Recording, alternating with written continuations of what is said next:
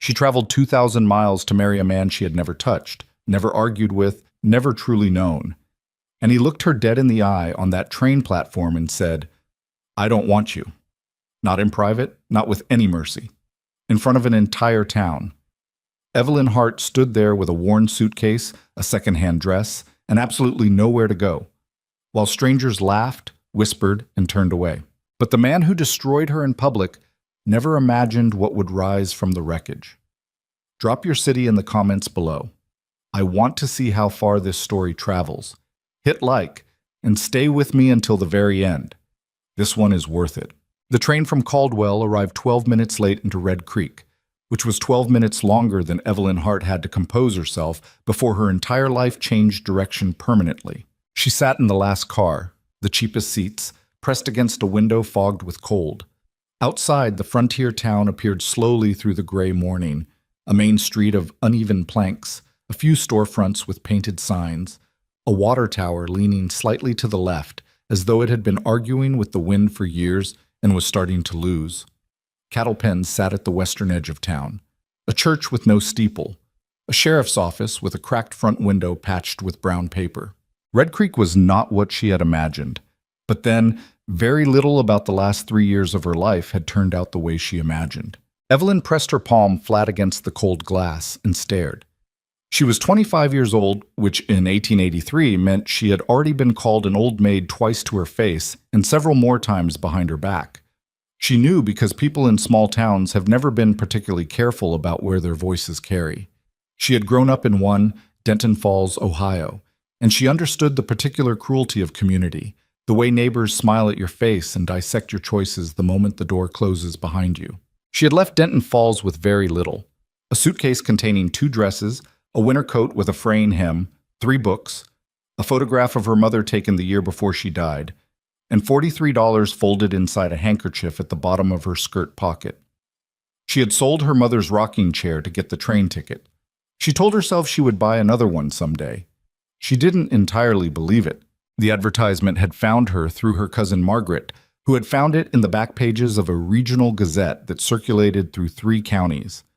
Widowed landowner, Red Creek, Wyoming Territory, seeks woman of good character and working disposition for purpose of marriage and household management. 2 children.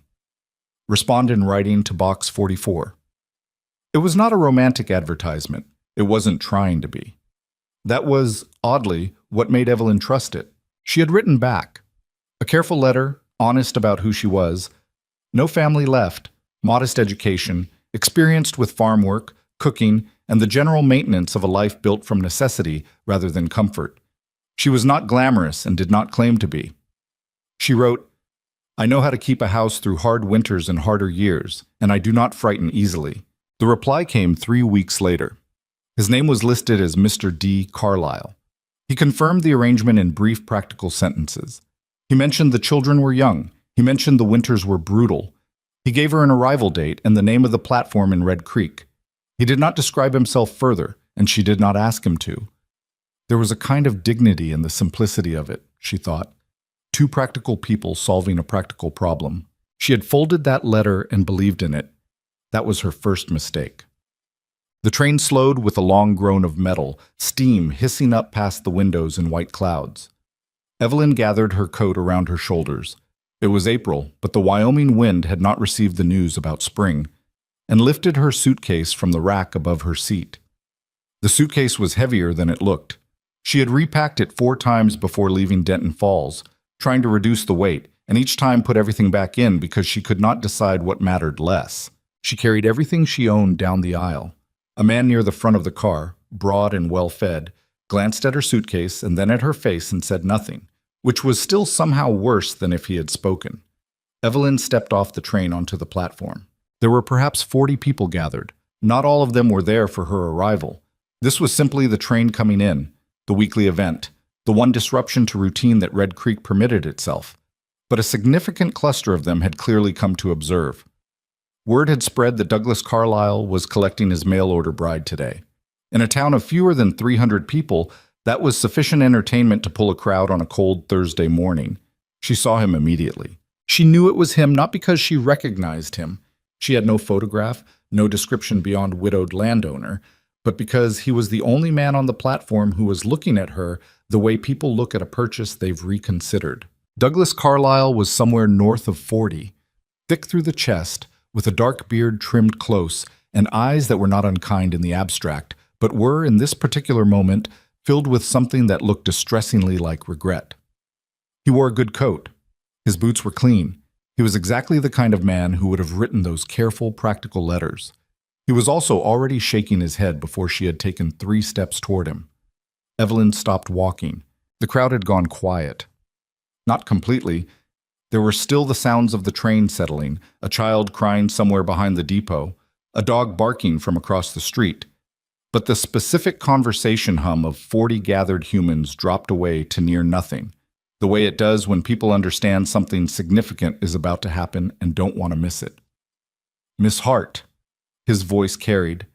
He didn't appear to intend it that way, but the cold air and the silence made it carry anyway. "Mr. Carlyle," she said. Her own voice was steadier than she expected. He looked at her for a long moment. The kind of look that is an assessment, the kind that measures and finds the measurement insufficient. "I received a letter," he said, "last week, from a woman in Cheyenne, a woman I had correspondence with some months before your own response arrived." He paused, cleared his throat. "She's agreed to come instead. Her arrival is next month." Evelyn said nothing. She was still holding her suitcase. "I wrote to notify you," he continued, and there was something almost like genuine discomfort in the words. "But I expect the letter crossed paths with your journey." "It did," she said. "I didn't receive any letter." "No." He looked down briefly. "I suspect not." The crowd was very quiet now. Evelyn was aware of them the way you are aware of a fire, not looking directly at it, but feeling the heat of it on the side of your face. She was aware that this was a spectacle, that she was the spectacle, that every face turned toward her was collecting details to report later at kitchen tables and over fences. She was aware that she was 25 years old, 2,000 miles from the only place she had ever called home, with $43 and a suitcase in her hand, and that the plan she had staked the remainder of her 20s on had just collapsed publicly in front of 40 strangers. She was also aware that her face was doing something she needed to control immediately, because she was not going to cry on this platform. She was absolutely not going to do that. "I see," she said. "There's a women's boarding house on Clement Street," Carlyle offered, with the carefully managed tone of a man performing minimal responsibility. "Mrs. Tate runs it. She's decent. You could stay there while you arrange your return passage." Return passage, as though she had somewhere to return to. Evelyn looked at him. She looked at the crowd. She looked at the town behind them, the crooked water tower, the patched window on the sheriff's office, the mud-churned main street, and she understood with perfect clarity that Douglas Carlyle had not just rejected her. He had done it here, in this place, in front of these people, and he had done it without a moment's hesitation because he had decided, somewhere in the mathematics of his decision-making, that her embarrassment was an acceptable cost. "Thank you, Mr. Carlyle," she said. Her voice was perfectly even. "I hope she makes you very happy." The words came out without irony and without venom, which was perhaps why they landed the way they did. She watched something flicker across his face that might have been shame, gone too quickly to confirm. She turned away from him. She did not look at the crowd. She stared straight ahead at the far end of the platform and made herself take one step, then another, because the only other option was to stand still, and that was not something she was willing to do. A woman near the edge of the crowd said something to the woman beside her in a voice that was almost a whisper. Evelyn caught 3 words, "Poor pathetic thing." She kept walking. Then from somewhere to her left, a man's voice cut across the murmur. "Does she have somewhere to be?" It was not a loud voice. It was not a dramatic voice. It was the voice of someone asking a practical question, and it sliced through the crowd noise with the particular authority of someone accustomed to being listened to when they spoke. Not because they commanded it, but because they didn't waste words. Evelyn stopped. She turned. The man was standing slightly apart from the main cluster of people, near the edge of the platform where it met the steps down to the street. He was perhaps 35, lean but solid in the way that comes from actual labor rather than affectation, wearing a coat that had seen several winters and a hat that had seen a few more. He had dark hair going a little gray at the temples, and a face that was not handsome in any conventional frontier town poster way, but was honest, if honesty can be a quality of a face. The kind of face that hasn't practiced expressions in a mirror. He was looking at Douglas Carlyle. "Does she?" he repeated. Carlyle blinked. "That's not—" "I'm asking a direct question," the man said. Not aggressive, just very clear about the question. "She can go to Mrs. Tate's," Carlyle said, with a slight edge now. "I mentioned it." "Mrs. Tate's been full since February," the man said. He said it like information, not argument. "I fixed her water pipe 2 weeks ago. She's got no spare rooms." A beat of silence. The man turned his eyes to Evelyn then. They were gray-green, she noticed. Difficult to read, not because they were cold, but because they were careful. "My name is Gideon Brooks," he said. "I'm a carpenter. I've got a cabin at the north edge of town. It's got a spare room." He paused, and she understood he was choosing his next words with some precision. "It's not an offer of anything other than a room. I've got 2 children and no time for anything other than work. But you'd have a place to stay until you figure out what comes next." The crowd had gone completely silent. Evelyn looked at him. She was good at reading people. Living alone teaches you to read people quickly because you can't afford to be wrong. And what she read in Gideon Brooks's face was not pity, exactly. It was something more useful than pity. It was a person who had seen something unfair happen and had decided, with no apparent drama about it, to do something rather than watch. "Why?" she asked. He considered the question as though it was reasonable, which it was. "My wife died 2 years ago," he said. "When she was sick, most people watched. A few people helped." He looked at her steadily. "I remember the difference." The entire platform waited. Evelyn became aware, distantly, that she was clenching the handle of her suitcase so tightly her fingers had gone cold. She released her grip slightly.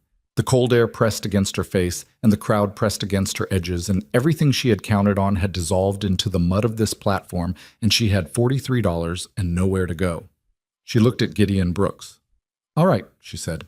She walked toward him. He fell into step beside her without ceremony, without any apparent awareness that the entire town of Red Creek was watching them descend the platform steps together. Or perhaps he was aware and simply didn't find it relevant. Behind them, she heard Douglas Carlyle begin to say something, then stop. She did not turn around. The cabin was a 30-minute walk from the platform, north along a track that left the main street and wound through scrub and pine before opening into a small clearing. The wind was worse out here, coming down off the higher ground to the west, carrying a cold that felt institutional, like it had been arranged specifically and had intentions. Gideon walked slightly ahead of her on the narrow track, not because he was ignoring her, but because the path required it. He had offered to carry her suitcase at the edge of town, and she had said no, automatically, before she could assess whether the refusal was pride or habit. He had nodded and said nothing more about it. They had walked for 10 minutes in silence before he spoke. "The room is small," he said. "It was a storage room originally. I cleared it out last winter when I thought about taking in a boarder, then didn't get around to finding one." "It's fine," she said. "It has a window. The latch sticks in cold weather. I'll fix it." "You don't have to." "It's not much trouble." Another stretch of silence. The pines on either side of the track had gotten taller and closer. The sky above them was the flat white of clouds that hadn't decided yet whether they were going to do something. "Your children," Evelyn said. "How old?" "Ethan is 11. Lucy is 7. He paused. "Ethan is—" He stopped again, seeming to edit something. "He's had a difficult couple of years. He's a good boy. He's also not going to make this easy for you." Evelyn almost smiled. "Not quite. I appreciate the warning. Lucy is different. She's—" He paused again, and this time the pause had a different quality, softer. "She asks a lot of questions. About everything. I never know how to answer half of them." "What kind of questions?" "Last week she asked me why the moon stays up." He said it without any particular tone, but there was something in it. The specific texture of a parent who has been surprised by his own child and hasn't entirely recovered. "What did you tell her?" "That I'd ask someone who knew." He glanced sideways at her briefly. "I don't have a good answer for that one." "I do," Evelyn said. "If she asks." He nodded, and they walked. The cabin was larger than the word cabin had suggested to her, which had conjured something barely sufficient, some single room with a fire pit and a floor that was mostly ambitious dirt. Gideon's cabin was 2 stories, built with the careful economy of someone who understands structure. The joints tight, the logs laid true, a porch that was not decorative but was clearly used. Tools hung in precise order along one wall, a woodpile stacked with geometric seriousness. It was also, undeniably, a house that had been run by grief for 2 years. Not dirty, not chaotic, but drained. Like a plant that has been watered correctly but never placed in adequate light. The curtains were still there but a little gray. The table was clean, but the chairs had been pushed in wrong and not corrected. Someone had started to repaint the front door and stopped halfway, and the unpainted half had been there long enough that the painted half was already showing wear. Evelyn took all of this in and said nothing about any of it. The children were inside. She heard them before she saw them. A low argument about something that went silent the moment the door opened. Lucy was at the table with a picture book open in front of her, a small girl with her father's gray-green eyes and dark hair in 2 uneven braids that someone, presumably her father, had made their best attempt at. She looked up at Evelyn with the complete, unguarded curiosity of a 7-year-old who has not yet learned that curiosity is sometimes impolite. "Are you the woman from the train?" Lucy asked. "I am," Evelyn said. "Papa said a man was rude to you." Evelyn glanced at Gideon, who appeared to find the far wall interesting. "Something like that," she said. "That's not good manners," Lucy said, with the authority of someone who has been recently instructed on the subject. "Did you cry?" "Lucy?" Gideon's voice was quiet, but had the particular weight of a father who means it. "I didn't," Evelyn said. Lucy seemed to accept this. "I cried when my mama died," she said conversationally. "Papa says it's okay to cry when things are hard." The room was very still for a moment. "Your papa is right," Evelyn said. Ethan was in the doorway to the back room. She had not seen him come in. He was 11 and tall for it, with his father's dark hair but sharper features and eyes that were doing precisely what 11-year-old eyes do when they have appointed themselves guardian of something important, measuring her, finding her suspicious, pre-deciding that whatever she was going to do would probably be wrong. "Why is she here?" he said. Not to Evelyn, to his father. "She needed somewhere to stay," Gideon said. "We're not a boarding house." "Ethan." "I'm just saying, but—" "I know what you're saying." Gideon set his hat on the hook by the door with the deliberateness of a man closing a topic. "She'll have the storage room. She'll be staying until she has a plan. That's the situation." Ethan looked at Evelyn. The look was not friendly and did not attempt to be. Evelyn met his eyes directly and did not try to smile in any way that would have been dishonest about the situation. She just looked at him and waited, and then said, "I'm not here to rearrange anything. I'll stay out of your way as much as I can." Ethan said nothing, but he kept looking at her, which was, she suspected, the closest thing to a truce she was going to get tonight. The storage room was small. Gideon had not exaggerated. A narrow bed frame with a rope mattress, a wooden crate serving as a table, a hook on the wall, a window with a latch that required a specific combination of lift and twist that he demonstrated twice before she got it. The cold came through the north wall in a steady conversation. "I can add insulation in the spring," he said. "I may not be here in the spring," she said. A pause. "Right," he said. "Well, if you are." He left her to it. She heard him in the main room for a while, the small sounds of a house settling into its evening routine. The fire built up, Lucy's voice asking something, Ethan's deliberate silence pans on the stove. She sat on the edge of the rope bed and opened her suitcase and looked at everything inside it. $43.35 now. She had spent change on the platform vendor for water, 2 dresses, a winter coat, 3 books, her mother's photograph. She took the photograph out and propped it against the wooden crate. Her mother looked back at her from 1871, 12 years ago, from a woman who had also spent her whole life rebuilding from whatever had just fallen, who had also made peace with situations that weren't what she'd planned. "Well," Evelyn said to the photograph. She was not sure what else to say. The latch on the window stuck in the cold. She fixed it with the specific combination, lift, twist, and the night air breathed through the gap she'd opened, sharp with pine and coming weather. Tak. She was up before dawn. Not because she couldn't sleep, though that was partly true, because there were things that needed doing, and doing things was, for Evelyn Hart, the primary method by which she avoided drowning in her own thoughts. The kitchen was cold. The fire in the main room had burned to coals. She built it up carefully without making more noise than necessary, then went to the kitchen stove and started the process of figuring out what they had and what could be made from it. The pantry was sufficient, but barely. Flour, lard, some dried beans, a small supply of cornmeal, smoked pork of uncertain vintage, some root vegetables going soft in a crate on the floor. Enough. Not comfortable, but enough. She made biscuits.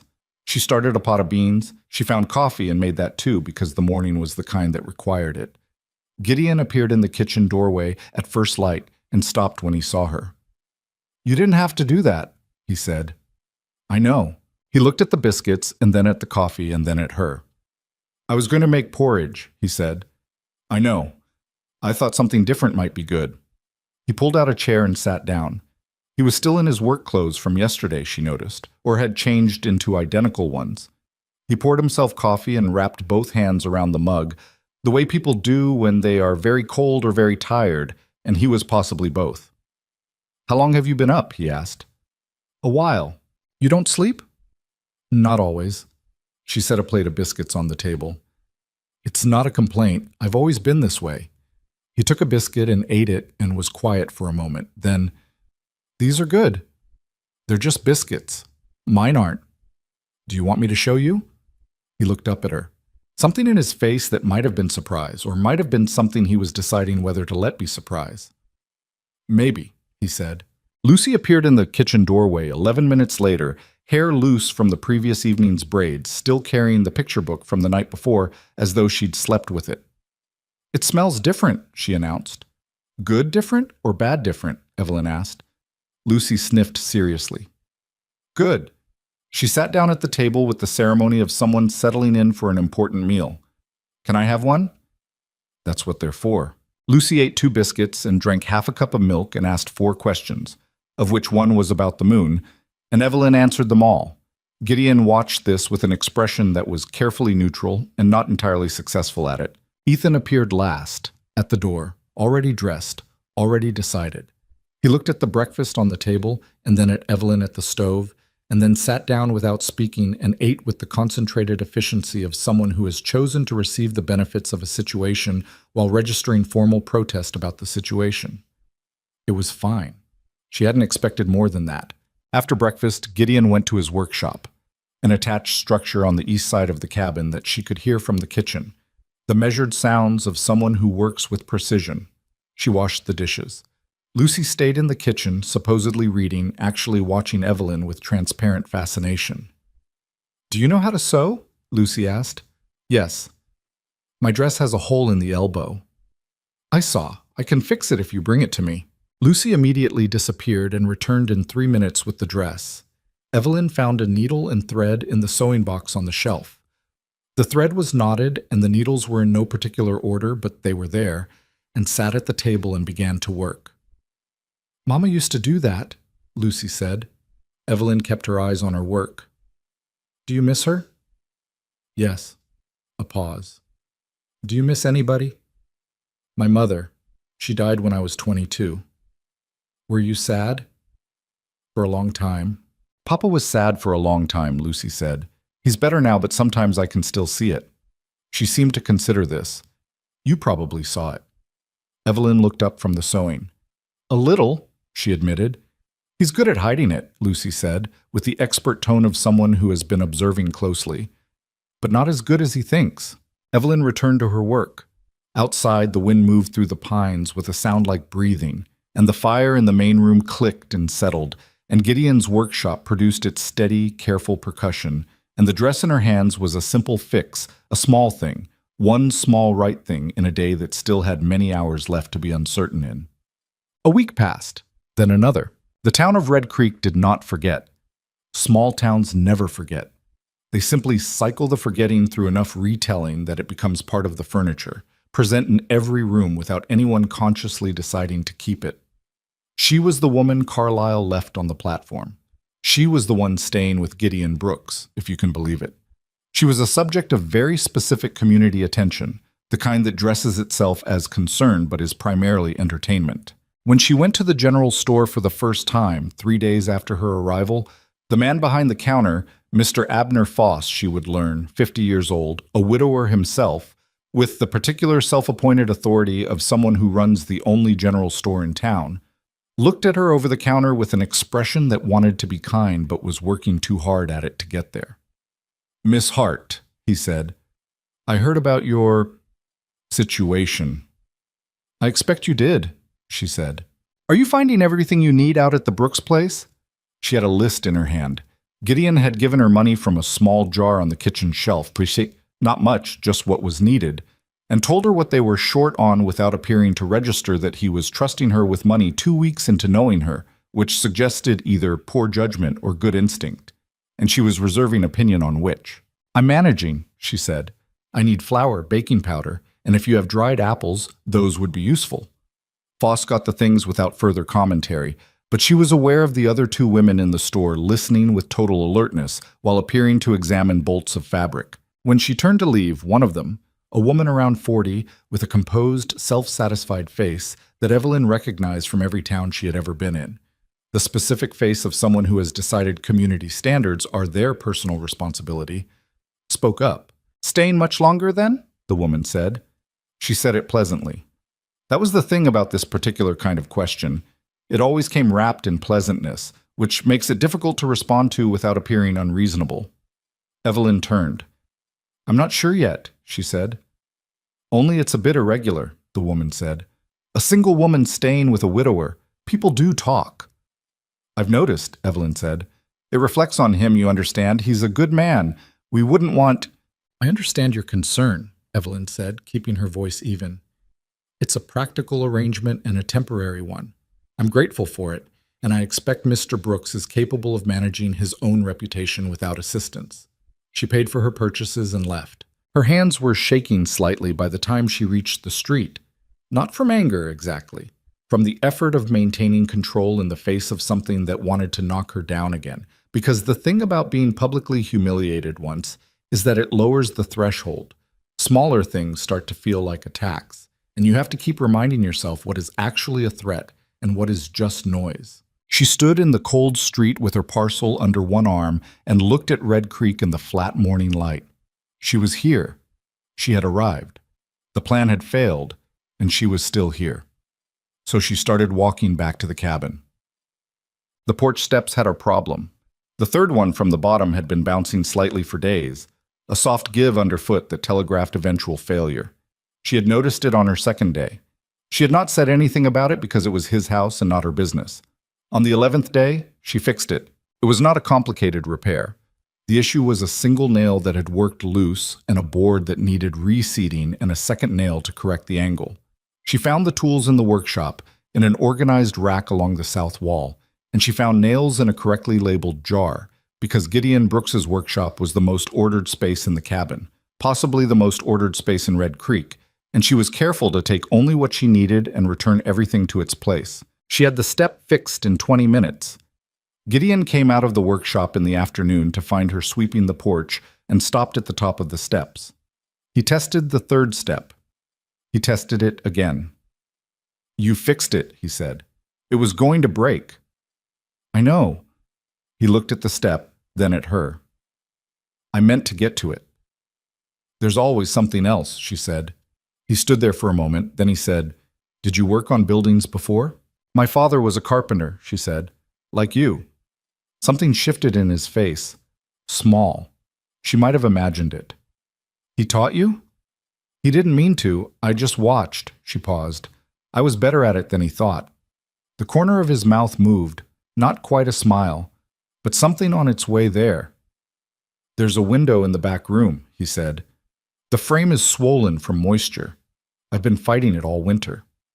"Show me," she said. He showed her.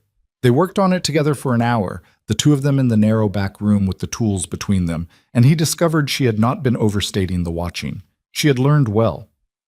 "Your father was good," he said at one point, examining a join she had made. "He was," she said. He died when I was 16.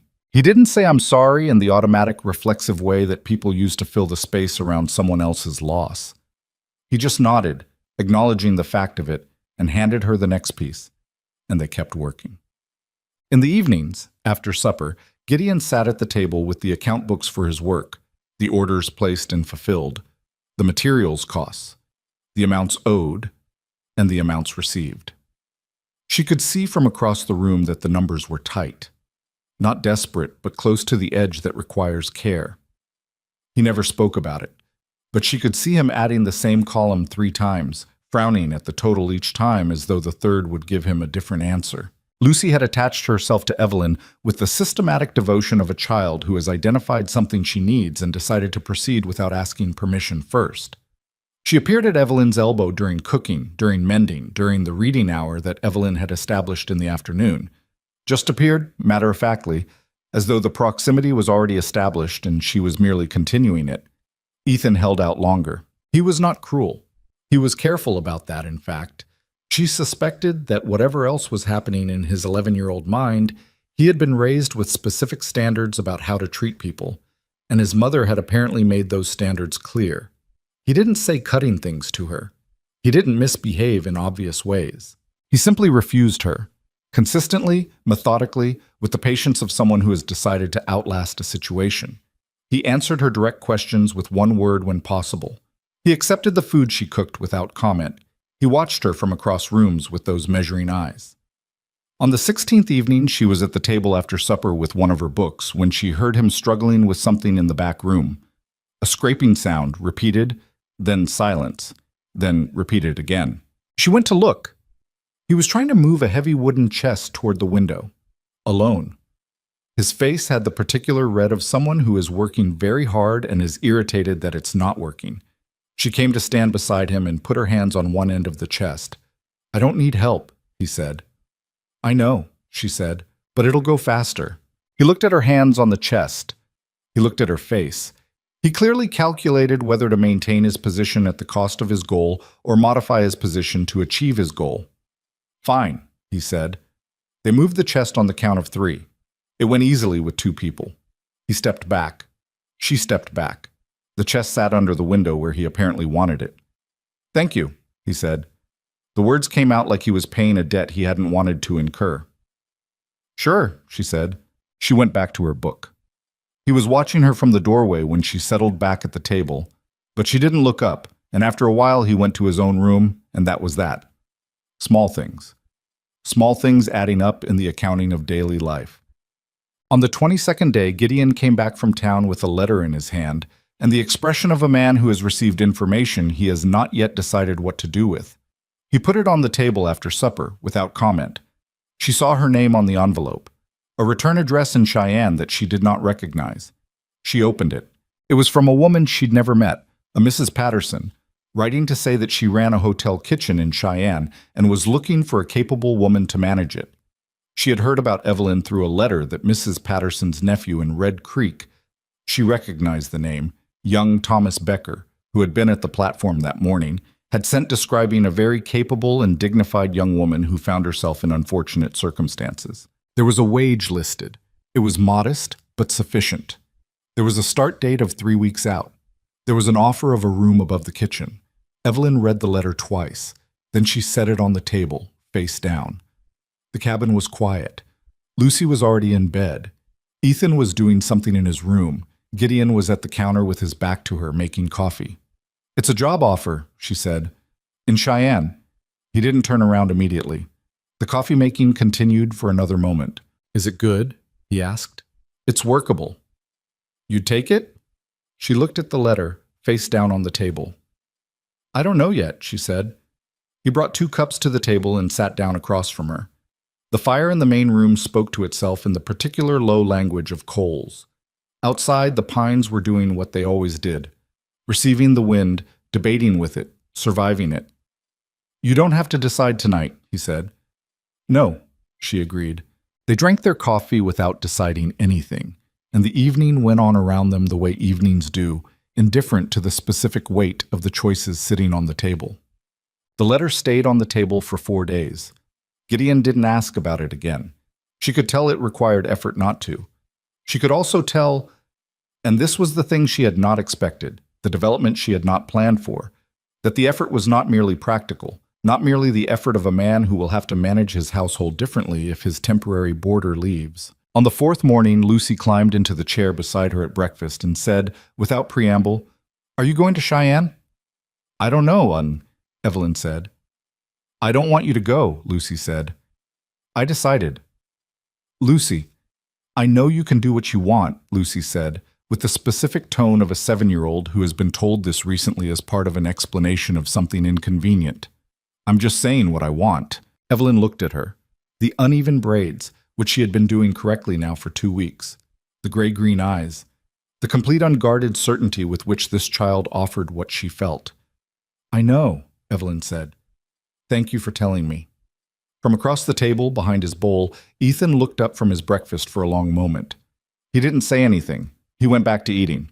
But he had looked up, and she had seen his face in that moment, and whatever was in it was something she needed to sit with carefully before she made any decisions at all. The letter from Cheyenne sat on the table, face down, for 3 more days. Then she turned it over, read it one final time, and folded it back into its envelope. She had not decided yet, but she was beginning to understand the weight of what she would be deciding between, and that, she had learned, was the beginning of knowing what you actually want, as opposed to what you thought you needed when you arrived. The pines moved in the wind outside. The cabin was warm. The letter from Cheyenne stayed in her coat pocket after that. Not on the table anymore, not face down like an unanswered question in the middle of the room, but folded small and carried with her the way you carry a decision you haven't made yet, close enough to feel, not close enough to act on. She hadn't told Gideon what she'd decided, partly because she hadn't fully decided, partly because saying it out loud would make it real in a direction she wasn't sure she wanted. April turned the corner into early May without much ceremony. The snow didn't disappear so much as retreat, pulling back from the clearing around the cabin, thinning on the track into town, leaving behind mud that was spectacular in its depth and commitment. Evelyn ruined her second-best shoes on a Tuesday and spent an evening restitching the sole back on with the specific wordless irritation of someone who cannot afford to replace things. Life at the cabin had settled into a shape. Not a comfortable shape exactly, more like the shape of furniture you've rearranged to fit a room it wasn't made for. Functional, provisional. She cooked breakfast and most suppers. Gideon handled the heavy outdoor work and his carpentry orders. Lucy followed Evelyn through the days like a small, determined shadow. Ethan maintained his position, which had softened slightly from active resistance to watchful neutrality, the kind that preserves the option to retreat either direction depending on what happens next. She understood him. She had been 11 once, and she remembered how enormous and unfair the world felt at that age, and how the only control available was the control over what you let in and what you kept out. Ethan was keeping her out, but less completely than before. She counted that. The first real crack came on a Wednesday morning when Gideon was in town delivering a finished cabinet to the hardware store, and Lucy was at her lessons with the 2 other children who shared their tutor 3 times a week, an arrangement that cost Gideon money he clearly thought hard about and paid anyway, which told Evelyn something about what he valued that he wouldn't have said in words. Ethan was supposed to be splitting wood at the side of the cabin. She could hear the irregular rhythm of it from the kitchen, the good hits and the ones that glanced off, the long pauses that suggested the work was harder than he wanted to admit. She left him to it for an hour. Then the sound stopped entirely and didn't resume. She went around the side of the cabin and found him sitting on the chopping block, the axe propped against the woodpile, his right hand wrapped in his left. His face was the careful blank of someone working hard to appear fine. "Let me see," she said. "It's nothing." "Ethan." He looked up at her with the specific look of 11-year-old males everywhere, equal parts wanting help and refusing to want it. She waited. He extended his hand. The cut was across the base of his thumb, not deep enough for serious worry, but deep enough that it was bleeding steadily and would need pressure and cleaning. She had seen worse. She had also had worse from farm work when she was his age, from a scythe slip that had put a scar along her left forearm that was still there. "Come inside," she said. He came, without argument, which was its own kind of significant. She cleaned the cut at the kitchen basin, which involved water that was colder than ideal, and a cloth that he bore with compressed lips and no sound. She had some dried yarrow that she'd found in the pantry. Gideon's late wife had kept medicinal herbs, and some of them were still viable. And she made a compress with it and bound his hand with a strip of clean cloth she tore from an old shirt that was past other use. He watched her work. "You've done this before," he said. "Farm work," she said. "Plenty of practice." A pause. She tied off the binding. "Papa doesn't know how to do that," Ethan said. "The herb part." "Most people don't," she said. "Your mother probably knew." She said it carefully, as a fact, not a sentiment. She had learned that with him, sentiment was the thing that made him close, and facts were what he could receive. Something moved in his face. She knew all kinds of things like that. He looked at his wrapped hand. "She made a tea when we were sick. I don't know what was in it, but it worked. Yarrow and dried ginger, maybe. That's the common one." "Maybe." He flexed his fingers slightly and winced. "She had a book, a green book with remedies in it. I don't know where it went." Evelyn thought of the shelf in the back room, the one she hadn't fully investigated. "I'll look," she said. "You don't have to." "I know." She found the book 2 days later behind a stack of old seed catalogs on the back shelf. Green cloth cover gone soft with handling, pages annotated in a careful, slanted hand, measurements, adjustments, notes in the margins like "add more honey for Lucy. She won't take it otherwise," and Ethan, half dose, always upset his stomach. Personal, specific. A woman's knowledge of her own family recorded in small, careful ink. She brought it to Ethan without ceremony, just set it on the table in front of him after supper. He looked at it for a moment, then he picked it up and took it to his room and didn't come back out that evening. She didn't expect him to. Some things need to be received in private. Gideon had seen the exchange from across the room. Later, after the children were in bed, he was at the table with his account books, and she was mending by the fire when he said, without looking up, "That was his mother's." "I thought it might be," she said. He was quiet for a moment. "He hasn't talked about her much, since she died." "He talks about her a little," Evelyn said. "Just not always to the people who are also grieving her. Sometimes it's easier to tell someone who doesn't have their own sadness in the way." Gideon looked up from his books. He was doing the thing again where his face was carefully neutral and not entirely getting there. "Is that experience?" he said. "Or just a guess?" "Experience," she said. "My father died when I was 16. My mother couldn't talk about him without falling apart.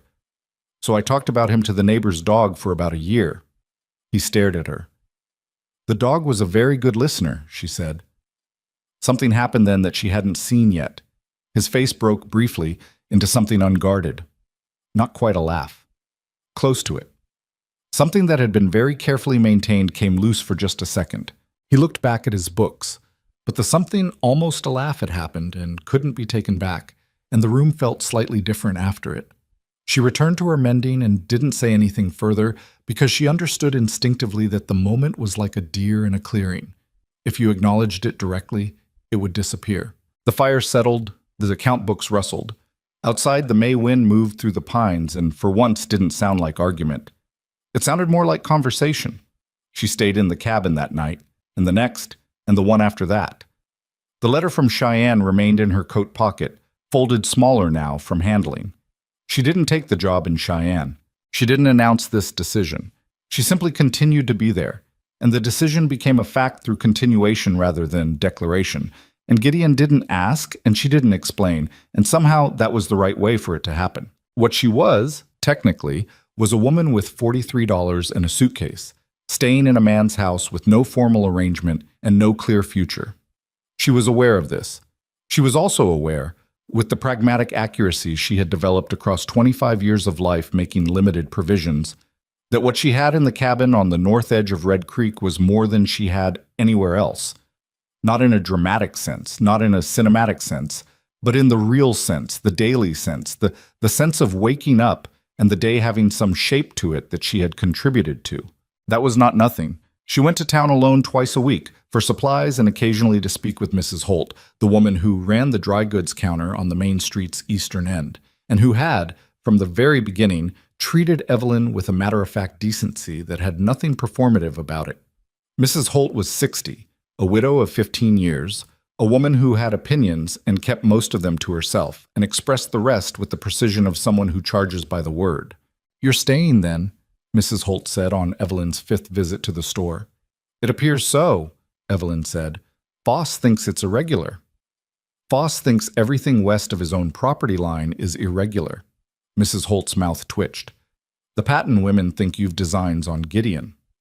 "The Patton women think everyone has designs on everything," Evelyn said. "They run short of other entertainment." Mrs. Holt studied her. "Do you?" Evelyn looked up from the bolt of fabric she'd been examining. "I'm trying to get through a winter in a place where I don't know anyone, with very little money and no particular plan," she said. "I don't have energy left for designs." Mrs. Holt seemed to consider this. Then she said, "He's a good man. Difficult in the way men who've been through real grief are difficult, closed up in places, but good underneath." "I know," Evelyn said. "Do you?" "I've had some time to notice." Mrs. Holt cut the fabric and wrapped it without further comment. But as Evelyn paid and gathered her parcels, the older woman said, "He came in here 3 days after you arrived, you know.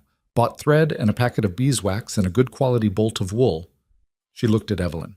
"Asked me what I thought a woman of practical habits would need to get through a Wyoming winter. Didn't say your name. Didn't have to." Evelyn stood at the counter. "He'd already decided you were staying before you had," Mrs. Holt said. She handed over the parcel. "I thought you might want to know that." Evelyn walked home in the cold with her parcels and that piece of information turning over in her mind like a stone you keep picking up to look at from a different angle. The days lengthened. She found rhythms she hadn't expected. Tuesday morning, she baked bread because Gideon's bread was honest but dense enough to use as structural material, and Lucy had begun to treat Evelyn's loaves as a significant event.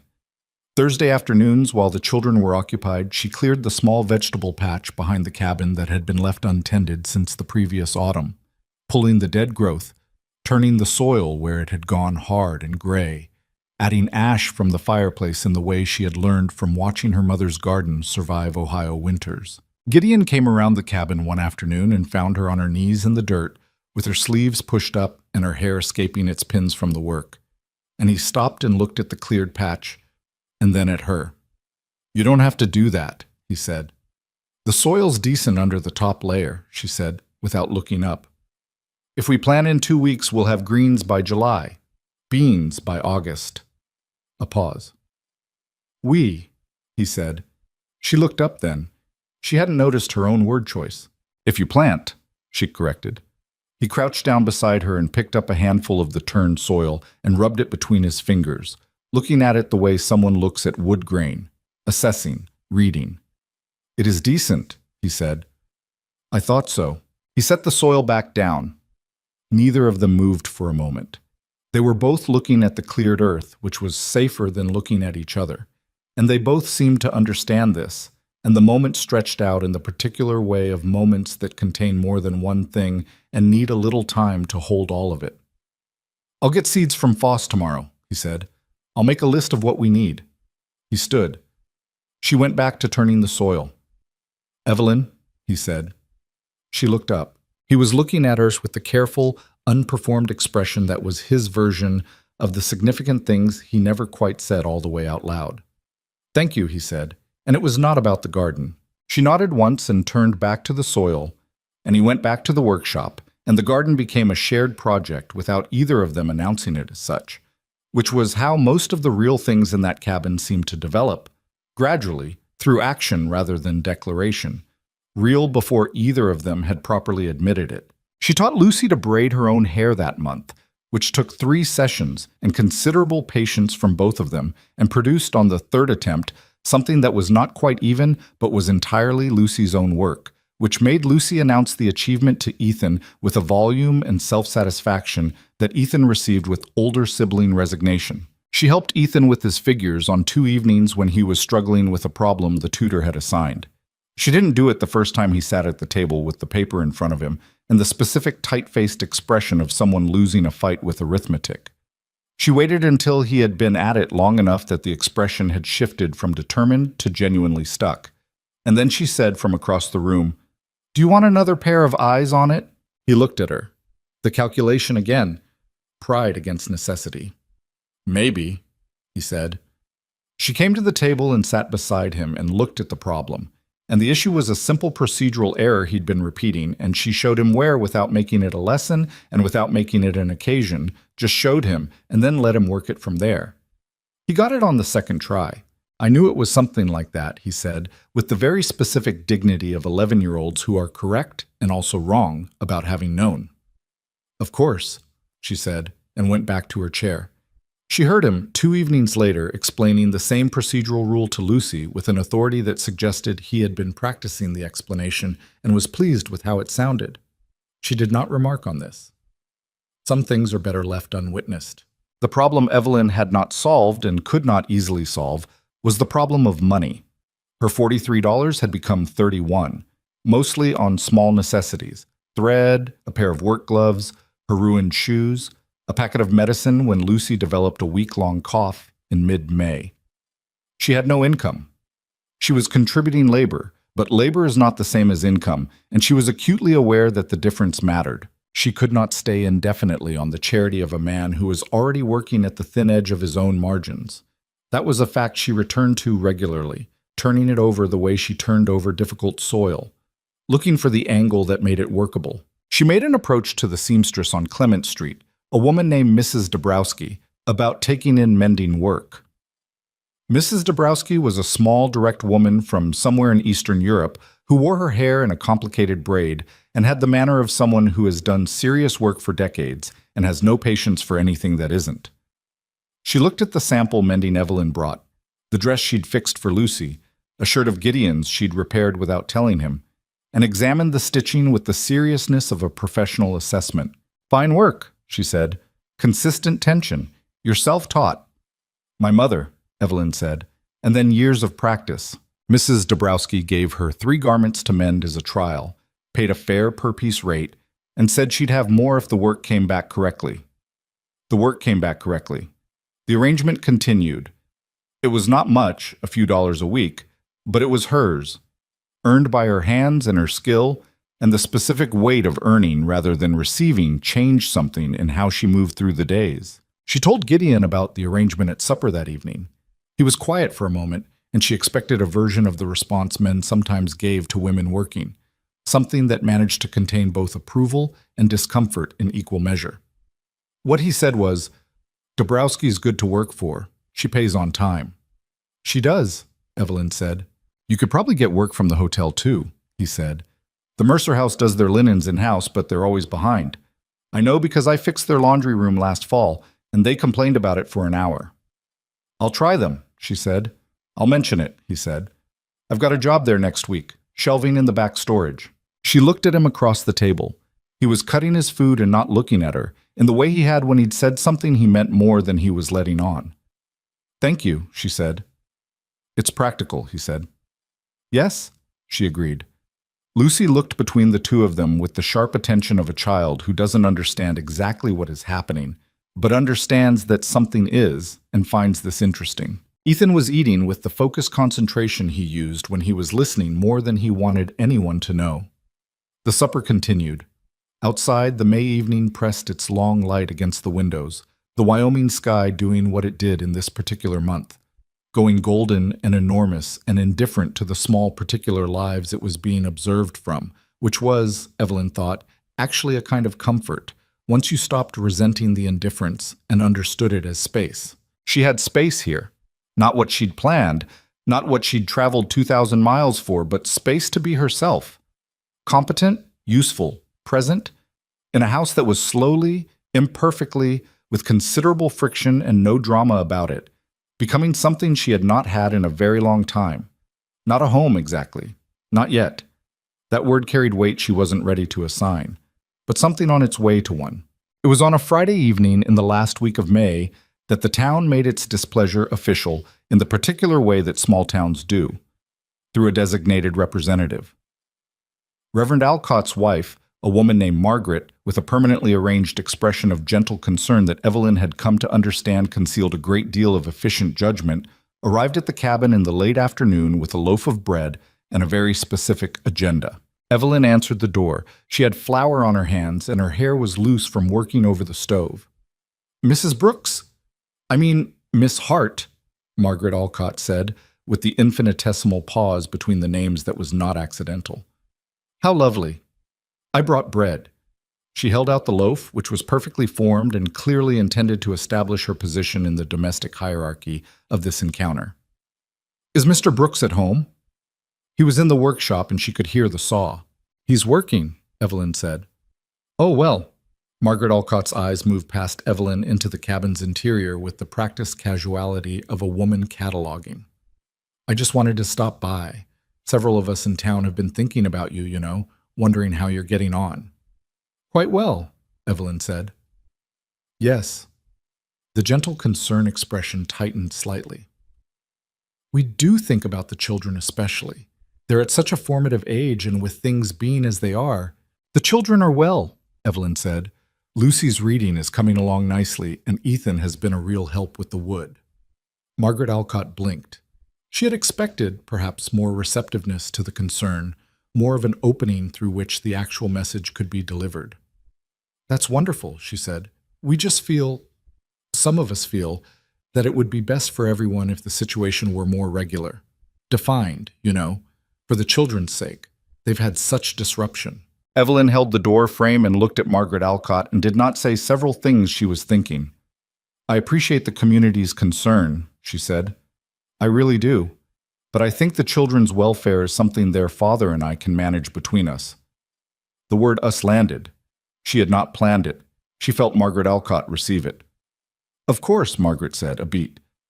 I just mean, it's a delicate situation. People notice. People have been noticing since the day I arrived, Evelyn said. I've grown accustomed to it. Margaret Alcott departed with her bread, which she did not leave, and the concerned expression, which she kept on her face all the way down the track. Gideon came out of the workshop 20 minutes later to find Evelyn in the garden with her hands in the soil, which was where she went when she needed to stop thinking about something. Mrs. Alcott stopped by, she said, without looking up. I heard, he said.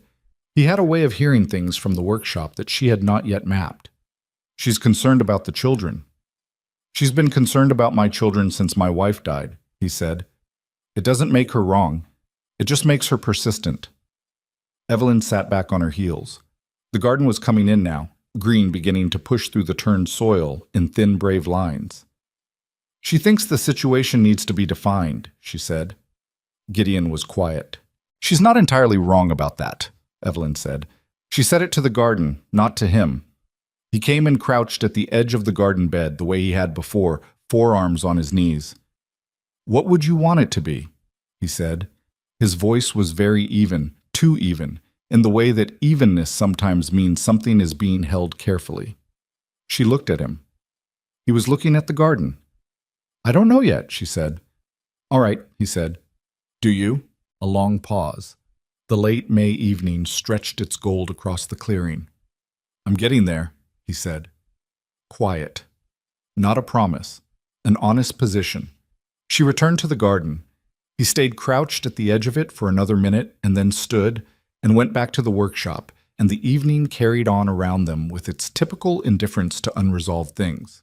Inside, Lucy was explaining something very detailed to Ethan, who was enduring it with older sibling patience that had, over the past month, developed a genuine undertone of affection. The fire in the main room was burning well.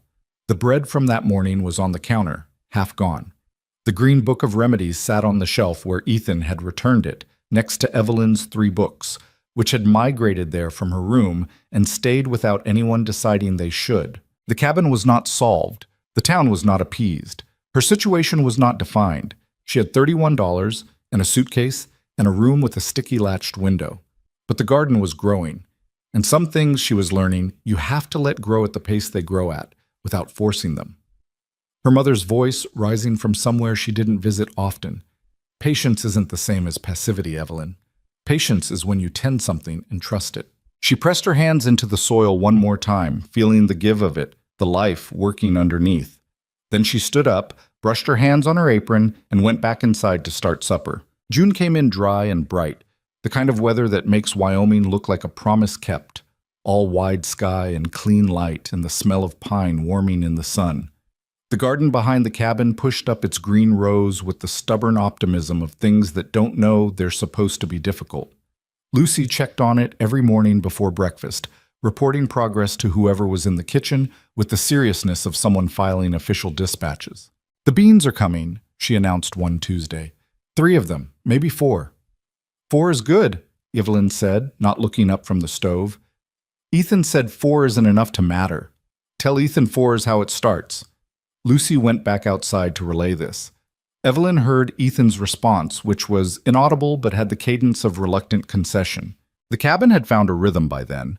Not a smooth one, not the kind you'd describe to someone as settled, but a functional one. The kind built from repetition and small adjustments and the gradual understanding of how the people around you move through the world. Gideon came in from the workshop at a more predictable hour now. Not always earlier, but more predictably, which was its own kind of signal. He had started leaving his account books on the table instead of putting them away when she sat nearby, which meant he didn't mind her presence the way he once might have minded it, and which she registered without commenting on. She had picked up a third source of mending work by June, the schoolteacher, Miss Pryor, who was young and overworked and whose wardrobe was taking the kind of punishment that comes from teaching 30 children in a one-room building. She paid less than Mrs. Dabrowski, but was more grateful, which was its own currency. Evelyn's income was modest, but it was hers, and the $31 had become $38, which was not wealth, but was movement in the right direction. The town had not resolved its feelings about her. She had learned to map it, who was curious without malice, who was hostile without confrontation, who genuinely didn't care and just got on with things. Mrs. Holt at the dry goods store. Old Tom Becker, who ran the livery and had sent the letter that led to the Cheyenne job offer, and still nodded to her on the street with the quiet satisfaction of someone who had done a decent thing and doesn't need acknowledgement for it. A handful of others. The Alcott faction remained concerned. Foss at the general store had developed the habit of asking pointed questions about her plans framed as friendly conversation, which she had developed the habit of answering with vague pleasantness that gave him nothing useful. She had been in Red Creek for 2 months when Gideon told her about the ranch. Not deliberately. It came out sideways the way things do when someone has been not saying something for long enough that it starts coming out in pieces without their full cooperation. He had a surveyor's map pinned to the workshop wall. She had noticed it weeks earlier, a section of land about 12 miles north, marked and measured, some handwritten notes in the margins in his careful print. She had not asked about it because it was not her business, and she had enough other things to attend to. But on a warm June evening, when he had come in from town with something unresolved in his face, and she had made coffee, and they were sitting at the table in the particular quiet that had become their version of conversation, he said, "The Harmon parcel is coming up for sale in the fall." She waited. 12 miles north, he said. Good land, water access. Enough grazing for a real cattle operation if you built it right. He turned the coffee mug in his hands. "I've been putting money by for 3 years. "The map on your workshop wall," she said. He looked up, a small acknowledgement that she'd seen it and he'd known she had. 560 acres. The price is set. I'm about $60 short of what I need for the deposit, but by September." He stopped. She understood suddenly why the account books were tight in a way that went beyond ordinary.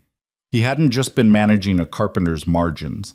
He had been managing a carpenter's margins while setting aside a percentage of everything for 3 years towards something he wanted more than anything else, and had not told anyone about except possibly himself. "That's what you want," she said.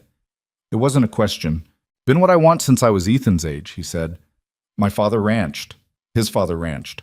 I went into carpentry because it pays steadier and I had children to feed, but—" He paused. "It's what I want. Yes." The fire in the main room made its sounds. Lucy and Ethan were in bed. The night pressed against the windows with the soft insistence of Wyoming's summer dark, which wasn't entirely dark until late, and sometimes felt like the sky was simply considering it. "You'll have it by September," she said. He looked at her. "You're good at what you do," she said. "You have 3 orders pending that I can see from the books, and the hotel job paid well. You'll make up $60 by September if you don't have any large unexpected costs." "Things come up?" he said. "Yes," she agreed, "but you'll get there." He was quiet for a moment, then, "You looked at my books. You leave them on the table." "I didn't ask you to." "No," she said. "I know, I'm sorry. It's habit. My father kept books, And I was always the one who could see where the numbers went wrong. She met his eyes. I'm not trying to be in your business. I saw them. He looked at her steadily, the careful eyes, the face that was honest, if honesty could be a quality of a face. What did you see? He said. You're charging too little for finish work, she said. Your joinery rate is below what Foss told me the man in Laramie charges, and your quality is better. You're also not billing for travel time on the jobs outside town. That's your money you're leaving on the table. A silence. Who told you what the man in Laramie charges? He said. Mrs. Holt. She knows everything that moves through this territory. Something in his expression, not quite the almost laugh of the previous month, but in the same neighborhood. He looked down at his coffee. You've been asking around. I've been listening, she said. It's different. Is it? Mostly. He shook his head, slowly. Not in disagreement, more the way you shake your head at something you hadn't expected to have to reckon with. I'll think about the rates, he said. Okay, she said, and the travel time. Okay. He looked at the map on the workshop wall, visible through the open door. September, he said quietly, to himself as much as to her. September, she said. They sat with that for a while, the shared possibility of it, the word sitting between them like something real. It was the next week that everything changed. She heard the horse before she saw the rider, a big animal, well kept, moving fast down the track from town at a pace that was slightly too aggressive for a social call. She was in the garden when it came into the clearing, and she straightened up and shaded her eyes and looked. She recognized him before she could fully process that she was recognizing him. The recognition was physical first, a tightening across her chest, a stillness in her hands, and then cognitive, clicking into place like something she'd been hoping wouldn't need to be true. Calvin Mercer had put on weight since the train platform. Not much, but enough that she noticed it. He was still well dressed, better dressed than most men in Red Creek, which was a deliberate fact about him, a man who used clothing as a statement about his position. He had a thick dark beard and eyes that were a light clear brown that would have been attractive if they weren't currently doing the thing they did, which was look at everything as if calculating its value. He pulled up at the edge of the garden and looked down at her from the horse. Miss Hart, he said, like they were old acquaintances, like the train platform in April was a pleasantry they'd both be happy to recall. She had been 22 days in Red Creek before she stopped flinching at public moments that echoed that morning. She had been 47 days in before she stopped replaying it involuntarily before sleep. She had not counted the days after that, because she had decided that counting them was giving him more space in her life than he deserved. She looked at him now with the specific feeling of someone who has processed a humiliation far enough that what's left is not pain, but something colder and more durable. Mr. Mercer, she said. Her voice was her own, even, unhurried. You're looking well, he said. He had the tone of a man who has rehearsed an opening and is pleased with it. She did not respond to this. He looked around the clearing, the cabin, the workshop, the garden, the neatness of the woodpile, the general signs of a functioning household. Something moved in his face that she catalogued without reacting to. Assessment, calculation, something that might have been surprise at what he found. I heard you'd set up out here, he said. Wanted to come by and speak with you directly. About what? She said. Not a question, a statement that required him to answer. He reached into his coat and produced a folded document. From the garden, she couldn't read it, but she recognized the format. Legal paper, the kind that wants to look authoritative. The marriage contract, he said. Between yourself and myself, drawn up in Caldwell, signed by both parties, witnessed and dated. She looked at the paper. I signed a contract with a man named Douglas Carlyle, she said. You are not Douglas Carlyle. The slight tightening around his eyes. He hadn't expected that to be her first move. The contract was brokered through me, he said. Carlyle was acting on my behalf. The agreement was between your family representative and my interests. Legally, I have no family representative, she said. I signed that contract myself, on my own behalf. My mother was dead, and my father was dead, and there was no one else. She kept her voice even. Who exactly did you make an agreement with? A pause. The legal structures of the arrangement was drawn up by whom, she said. Witnessed by whom? Because I was told I was corresponding with Douglas Carlyle, a widowed landowner in Red Creek, Wyoming territory. I was not informed of any third-party interests. Mercer's jaw worked slightly. He was recalibrating. She could see it. The slight adjustment of a man whose rehearsed approach has encountered a complication he didn't anticipate, namely that the woman he'd dismissed as desperate and compliant had spent 2 months becoming someone who had time to think. There are legal remedies, he said.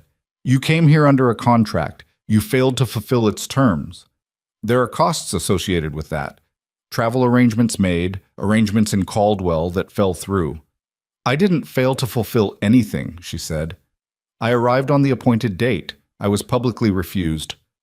Whatever arrangements fell through because of that refusal are between you and Douglas Carlyle. Miss Hart.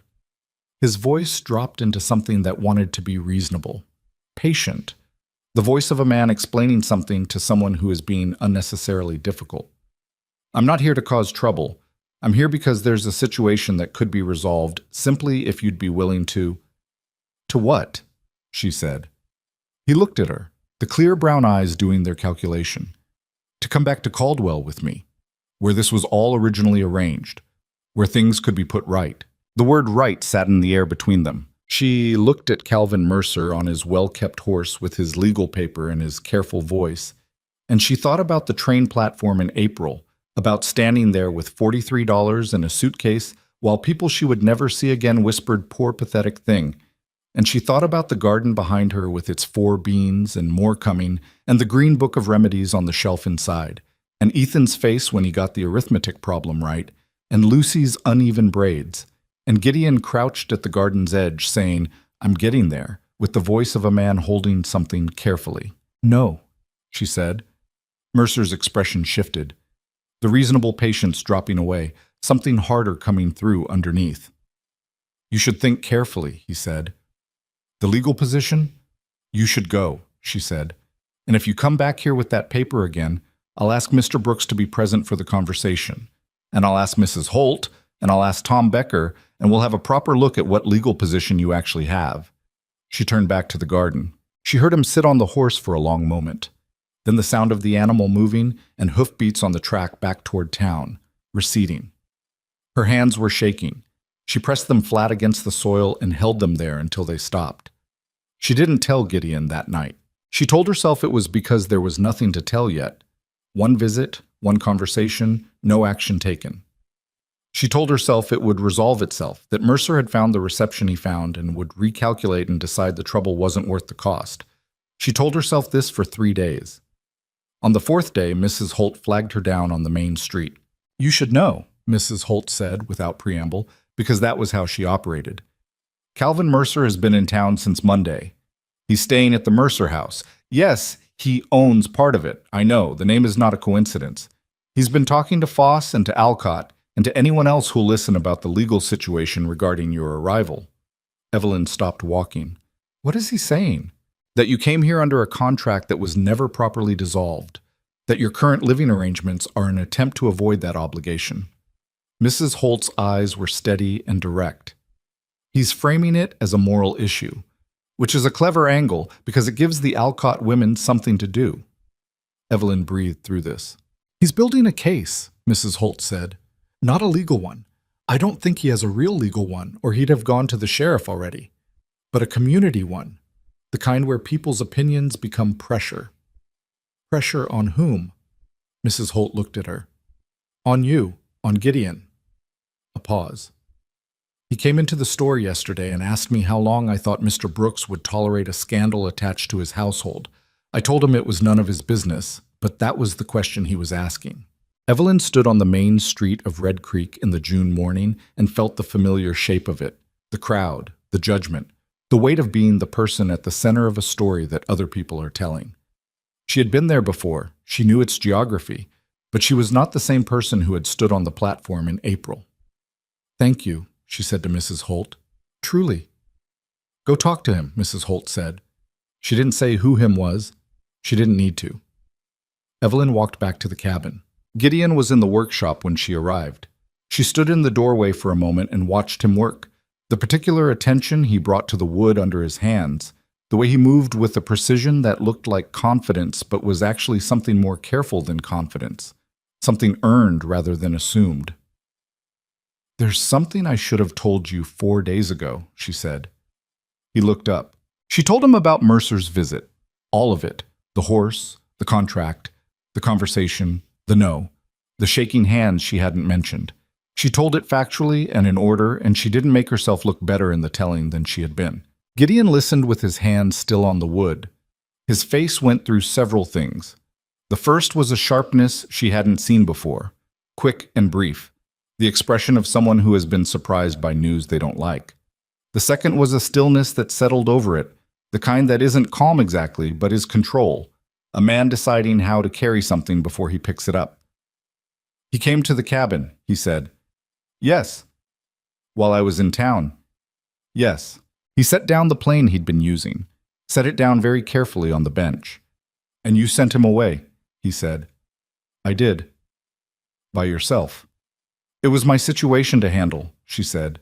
"He came about me, not about you." Gideon looked at her, something in the gray-green eyes that was working itself out. "It's also my house," he said. Quiet, not aggressive, just a fact being stated. "I know. I should have told you that evening. I thought it would resolve itself." "Did you?" "I was wrong." The workshop was quiet except for the sounds of wood and wind, and from the cabin, Lucy's voice telling Ethan something about the beans that Ethan was apparently insufficiently interested in.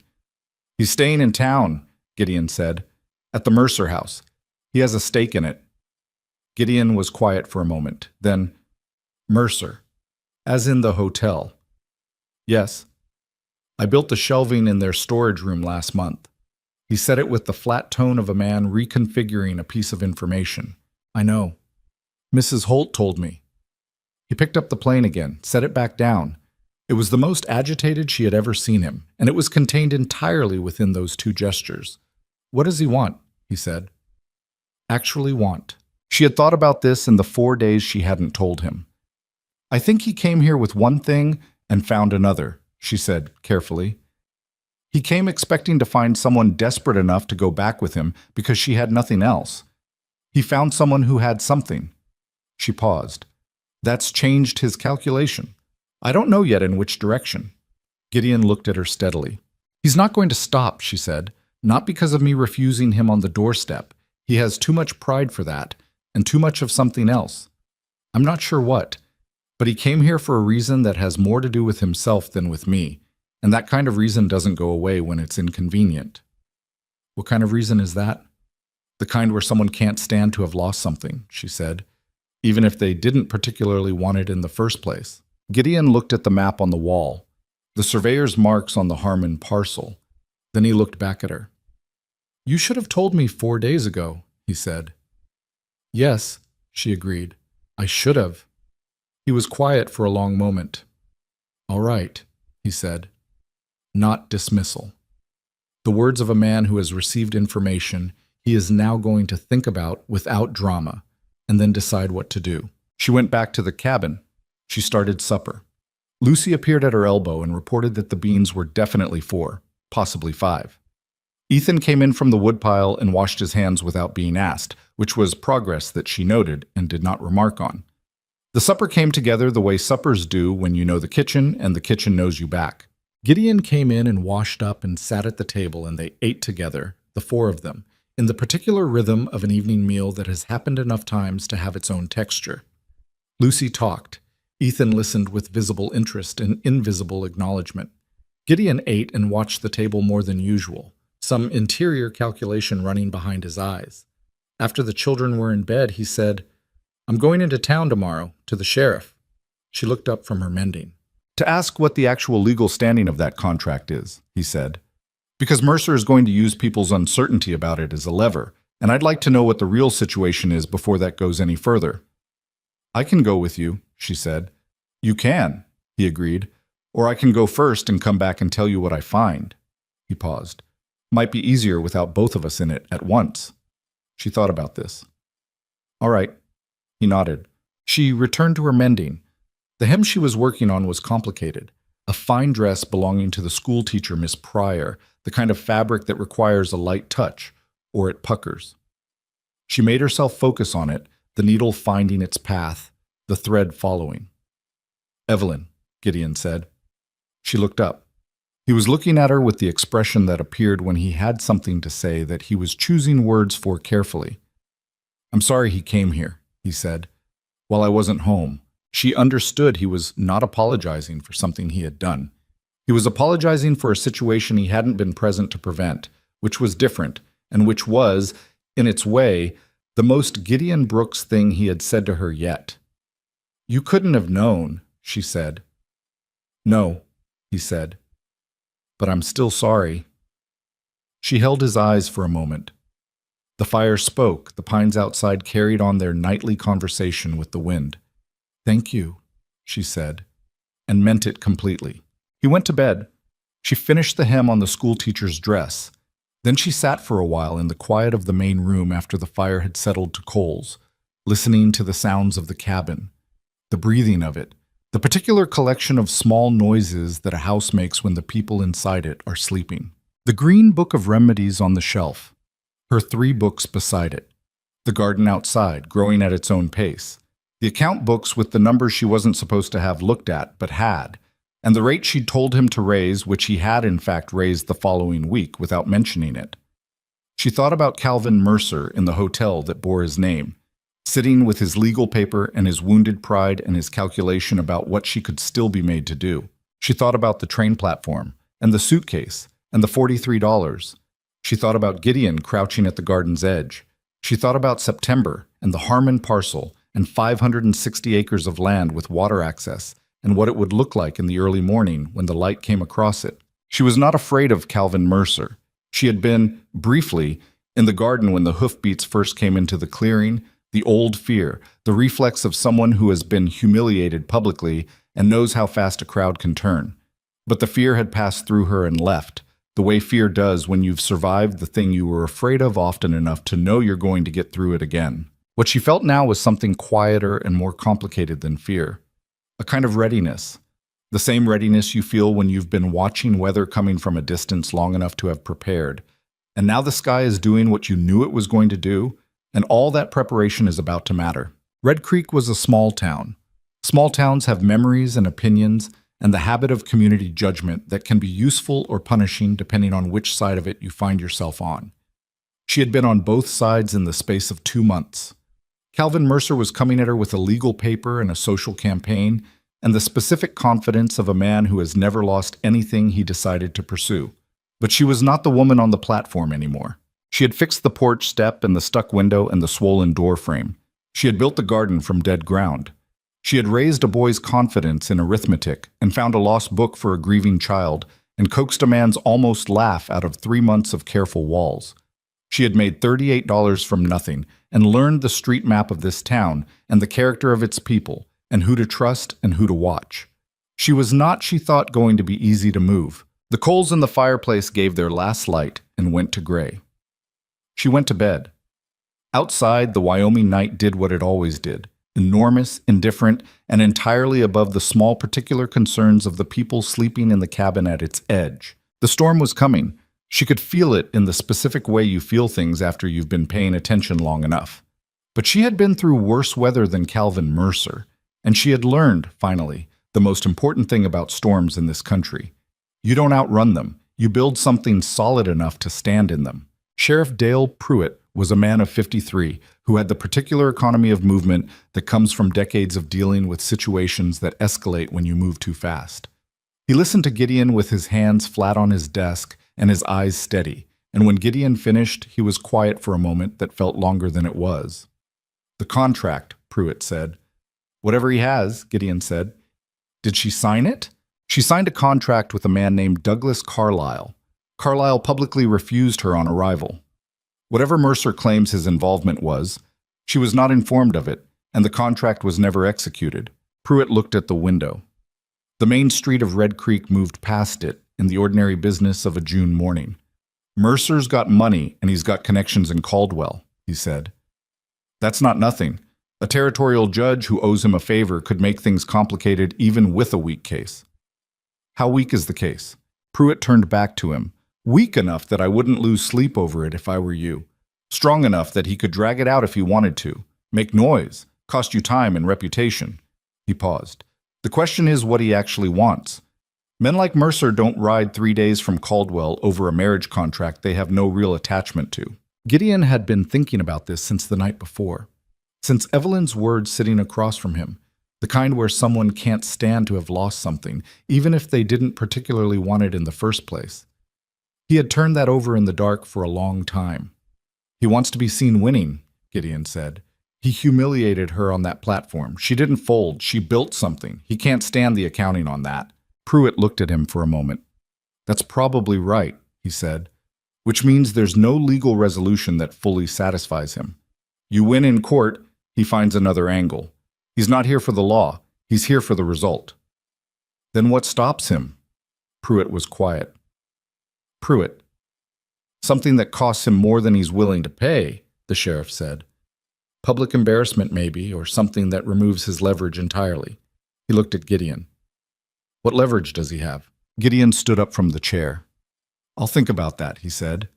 He walked back from the sheriff's office in the June morning and thought about leverage. Mercer's leverage was the contract. Real or not, it gave him a document to waive, and documents intimidate people who don't know enough to challenge them. His leverage was also the town's uncertainty about Evelyn, the undefined nature of her presence in his household that the Alcott women had been nurturing for 2 months like a carefully tended suspicion. And his leverage was money, the implication that he could make legal trouble expensive and prolonged even if he ultimately lost. 3 forms of leverage. Gideon walked and counted them and thought about what removed each one. The contract needed a clear legal statement of its invalidity, which Pruitt had been careful not to quite provide but had clearly implied. A formal challenge would likely succeed. But formal challenges take time and invite the kind of public examination of Evelyn's situation that she had already endured too much of. The town's uncertainty. This one had a simpler resolution, one that had been present for weeks and that he had been approaching with the slowness of a man who understands the weight of what he's approaching and doesn't want to move until he's certain of his footing. The money. This one was the problem. Mercer had more of it than Gideon, and legal trouble is expensive regardless of outcome. He was almost back to the north track when he stopped walking. He stood in the middle of the road and thought about the surveyor's map on his workshop wall. The Harmon parcel. 560 acres. The deposit he needed by September. The money he had spent 3 years accumulating with the specific patience of a man who has wanted something for so long that the wanting has become load-bearing, structural, the thing the rest of his planning was built around. He thought about what Mercer actually needed to go away. The question was not whether he had enough money to fight Mercer legally. The question was whether there was a way to remove the entire foundation of Mercer's position in one movement.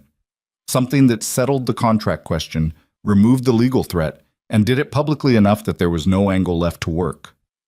He thought about that for a long moment, standing in the road. Then he turned and walked to the bank. He did not tell Evelyn what he was planning. He told himself this was because he needed to think it through completely before saying it out loud, which was true. He told himself it was also because she would argue against it, which was also true, and he didn't want the argument to talk him out of something he had already decided was right. Whether it was the wise decision was a separate question that he was choosing, at this moment, not to examine too carefully. Thomas Aldridge ran the Red Creek Savings and Loan from a building that was slightly more substantial than everything around it, the way banks always are. A reminder that the money inside has opinions about architecture. He was a precise man who kept his accounts in columns so neat they looked printed, and he had been Gideon's banker since Gideon arrived in Red Creek 12 years ago, which meant he had watched the deposit account for the Harmon parcel grow from nothing to its current number with the regularity of the tides. Gideon sat across from him and told him what he needed. Aldridge looked at the number on the paper between them. Then he looked at Gideon. All of it, he said. All of it. That's your deposit for the Harmon parcel. I know what it is. Gideon. Aldridge set the paper down. He was not a man who used first names carelessly. The use of it now meant something. That's 3 years of putting aside. You were 4 months from having the full deposit together. The parcel. I know. If you withdraw now, the parcel will go to whoever makes the deposit in September. You'd have to start over. 3 more years minimum, assuming the land is even still available. I know, Gideon said. A third time. Quiet. Decided. Aldridge looked at him for a long moment. The precise man with the precise columns trying to find the logic in a decision that didn't have the shape of logic from the outside. Is this about the woman? He said. Gideon didn't answer that. I need the withdrawal today, he said. It's your money, Aldridge said finally. The tone of a man who disagrees and will record his disagreement in his own private accounting and then do what he's being asked because it is, in fact, the man's money. He opened his ledger. I'll need 20 minutes. I'll be outside, Gideon said.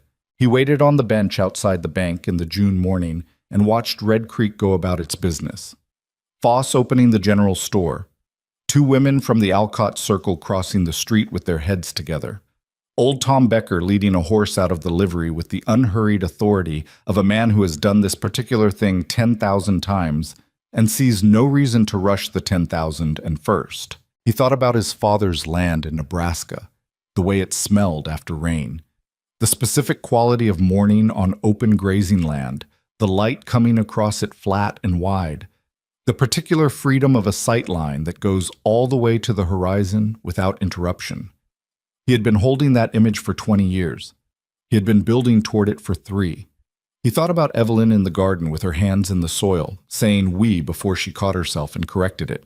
He thought about Ethan's face the evening Evelyn found his mother's green book, the thing in it that Ethan had taken quickly to his room to be alone with. He thought about Lucy asking every morning about the beans.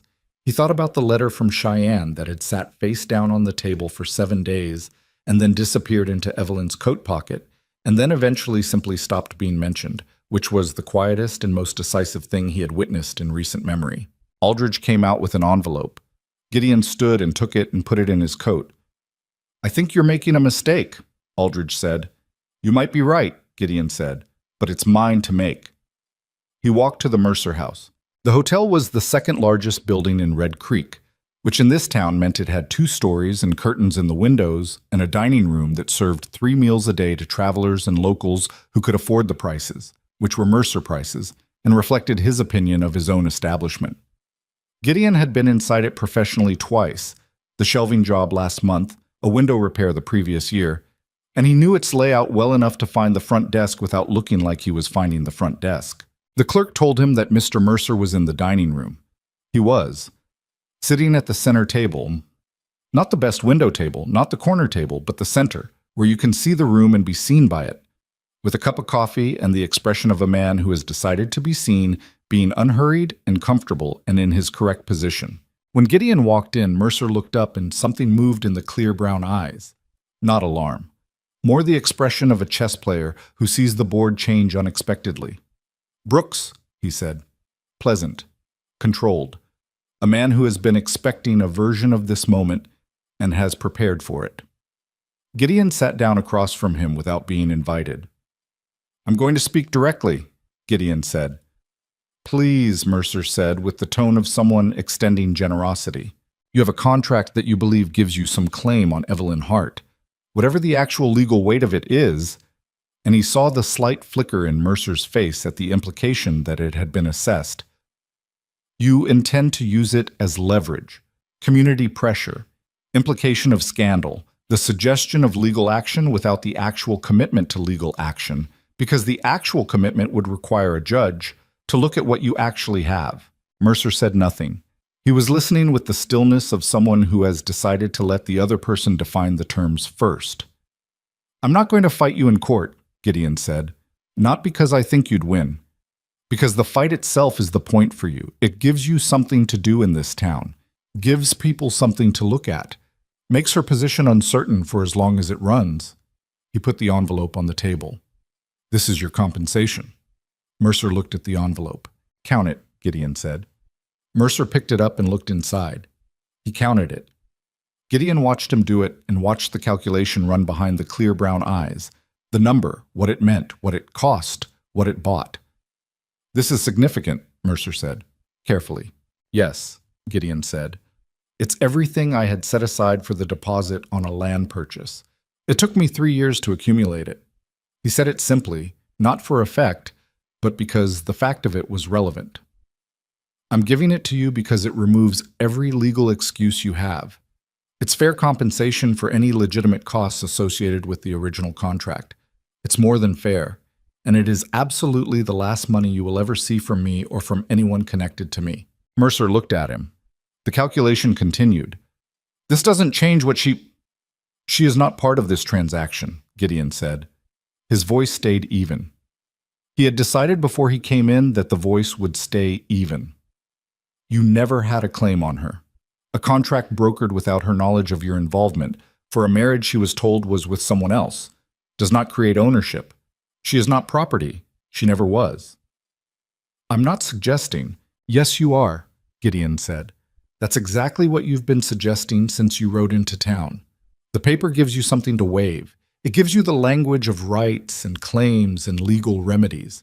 But what you're describing is a woman who should do what you want because you have a piece of paper, and that is—" He stopped himself, chose the next words. "That's not how this works." The dining room was not full, but it was not empty either. A couple at the window table. The clerk, who had found reasons to stay near the doorway. A man at the counter with his back turned, but in the precise posture of someone listening intently. Mercer was aware of this. Gideon was aware that he was aware. "You're making a scene," Mercer said, quiet. "I'm having a direct conversation," Gideon said. "If it's uncomfortable to have it where people can hear, that's information about the conversation." A silence. Mercer looked at the envelope again. The money inside it that Gideon had spent 3 years saving and 30 minutes deciding to give away. Something moved through Mercer's face that was more complicated than Gideon had expected. Not just calculation, but something underneath the calculation. Something that might have been, in a different man, shame. "You're doing this for her," Mercer said. "Yes," Gideon said. "You've known her 2 months." "About that." Mercer looked at him with something that was trying to be contempt and not quite managing it. "And you're giving up your land purchase?" "Yes." "That's—" Mercer stopped. "Probably not the smartest financial decision I've ever made," Gideon said. "I'm aware." The man at the counter had turned around. The couple at the window had given up pretending to look out the window. The clerk in the doorway was making no effort at all. Mercer sat with the envelope and the fact of what had just happened and the audience that had witnessed it, and Gideon watched him understand the position he was now in, the money in his hand, which was a resolution, and the room around him, which had seen a man give up 3 years of savings on behalf of a woman Calvin Mercer had left on a train platform, and the specific arithmetic of public opinion that was now doing something Mercer had not planned for. He had come to Red Creek to be seen winning. The room was not watching someone win. Mercer put the envelope in his coat. His face had gone to a careful neutral that cost him something to maintain.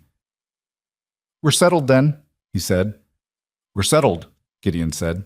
He stood. He looked at Calvin Mercer one more time, at the well-dressed man with the clear brown eyes and the legal paper and the pride that had carried him 3 days' ride to reclaim something he'd thrown away. And he said quietly, so that only Mercer heard it, "You left her on a platform with nowhere to go, in front of a crowd. She didn't fall apart. She didn't beg. She picked up her suitcase and she walked." He paused. "I thought you should know what you walked away from." He left the dining room. The main street met him with its ordinary June business, the sunlight on the uneven planks, the distant sound of the livery, a wagon going slowly toward the north road. He stood on the boardwalk outside the Mercer house and breathed the outside air and felt the specific weight of a decision that cannot be undecided. The Harmon parcel. September. 560 acres of land with water access that would now belong to someone else. He stood with that.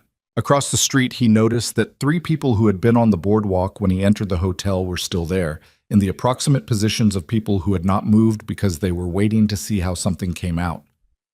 Tom Becker was one of them. Mrs. Holt was another.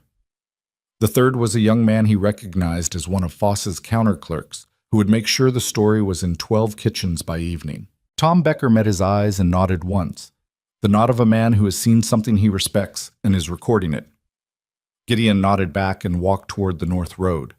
He was most of the way home before he heard the horse behind him, faster than a casual pace, gaining on him with purpose. He turned. It was Evelyn. She was on the borrowed mare he kept for practical use, writing with the directness of someone who learned on a working farm and doesn't have time for ceremony about it. She pulled up beside him and looked down at him, and her face was doing several things at once. The complexity of someone who has received news secondhand and is sorting through what it means and what she is allowed to feel about it. "Mrs. Holt sent her boy to the cabin," she said. "I thought she might. She told me what you did." A pause. "Gideon." "It's done," he said. Not dismissive, just factual. She got down from the horse. She was not graceful about it. Her skirt caught, and she had to yank it free, and the landing was practical rather than elegant.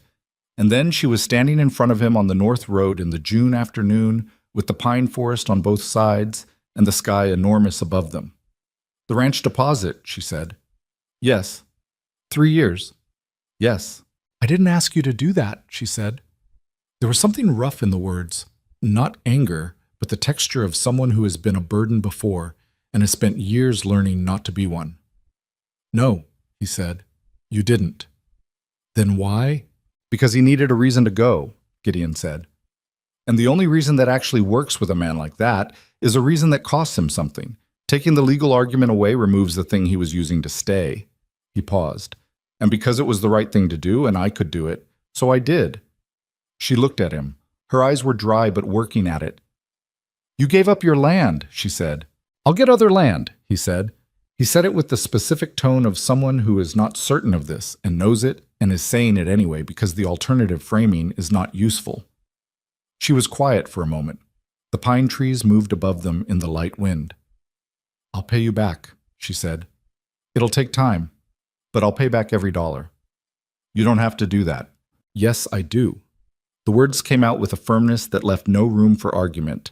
"You don't get to do something like that and then tell me I don't have to account for it. That's not how this works. I will pay you back." He looked at her, the firmness in her face, the same quality he had first seen on the train platform when she'd said, "I see," to Douglas Carlyle, and turned and walked away. The quality that was not hardness, but was something harder to come by than hardness, which was dignity that has been tested and held. "All right," he said. "When you can." "When I can," she said. They stood on the road. The horses moved slightly, and the forest held its position, and the sky continued its indifference.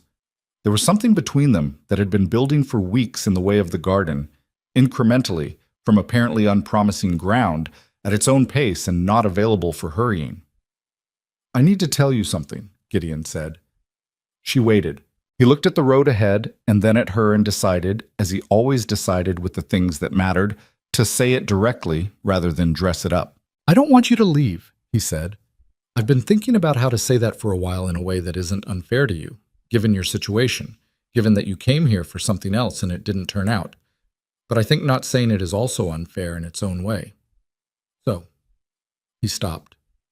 "I don't want you to leave. The children don't want you to leave. Though Ethan would rather eat the woodpile than say it, and He paused.